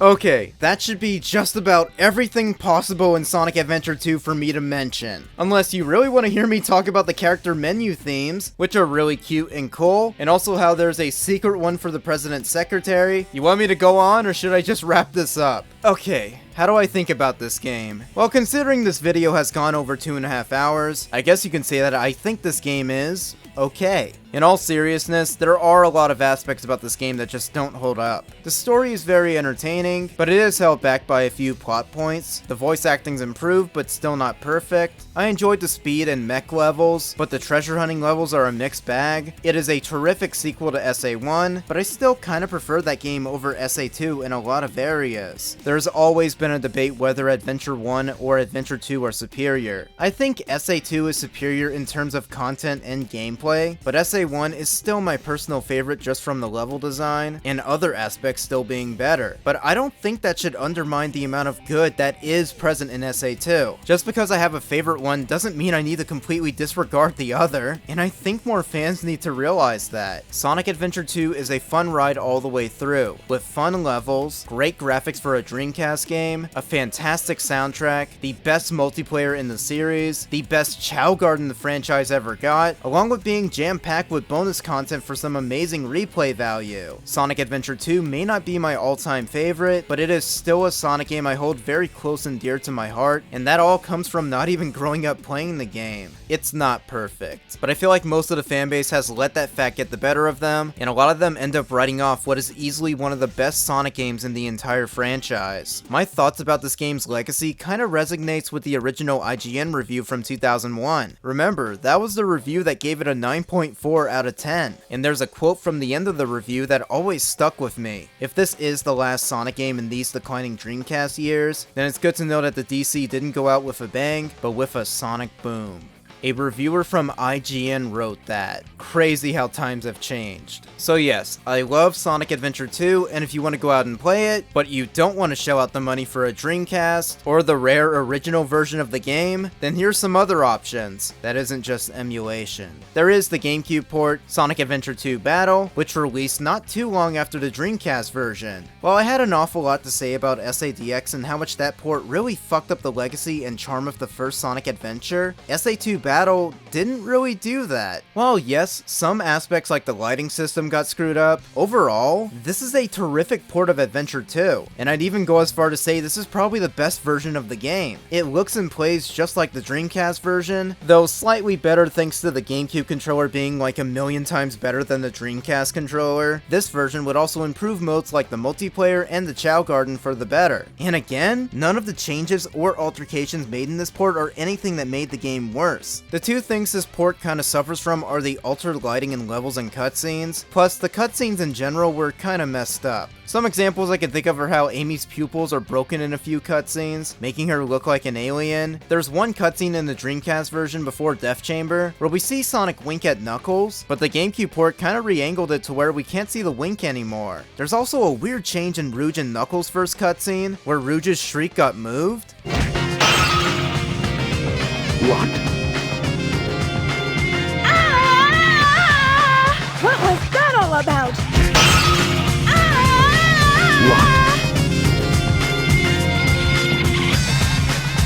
What was that all about? But really, only Sonic losers like me care about that crap, so if you don't mind the slight changes made from the Dreamcast version, and you still have a functioning GameCube lying around somewhere, then track down a copy of Sonic Adventure 2 Battle and enjoy the best version of the game. This, of course, leads me to the HD port of Sonic Adventure 2 released on PS3, Xbox 360, and Steam in 2012. It contains just about everything from the GameCube version, though there were a few downgrades with this port. Most of the cutscenes were reformatted to be in widescreen, and I said most of the cutscenes because a couple of them are still in 4:3 for some reason. They even changed the Comic Sans font, what the fuck? Plus, some of these cutscenes were just not meant to be in widescreen. My favorites being Shadow freezing at the left of the screen at the start of Green Forest, or Amy standing completely still like a statue during the cutscene before Death Chamber. Not only that, but the sound mixing is fucking abysmal in this port. If you play games with headphones, like I do, then you will instantly notice that shit. The sound mixing wasn't that perfect on Dreamcast either, but it wasn't anywhere near this poorly handled. And these issues weren't even present in the GameCube version either. The sound mixing is honestly the worst part of this port because besides that, this isn't a horrible way to play SA2. It's not a horrendous piece of garbage that was rushed out like the HD port of SADX, but the sound mixing getting this poorly handled is just weird. Then again, the sound getting fucked up in HD ports of old games isn't exactly new. But since the game is on Steam, that means you can just mod the game to be better like SADX. There are plenty of mods available to fix the sound mixing, clean up some weird graphical filters, there's a whole mod that fixes all the cutscenes, along with some customizable Chao Garden mods too. So have fun exploring all of that.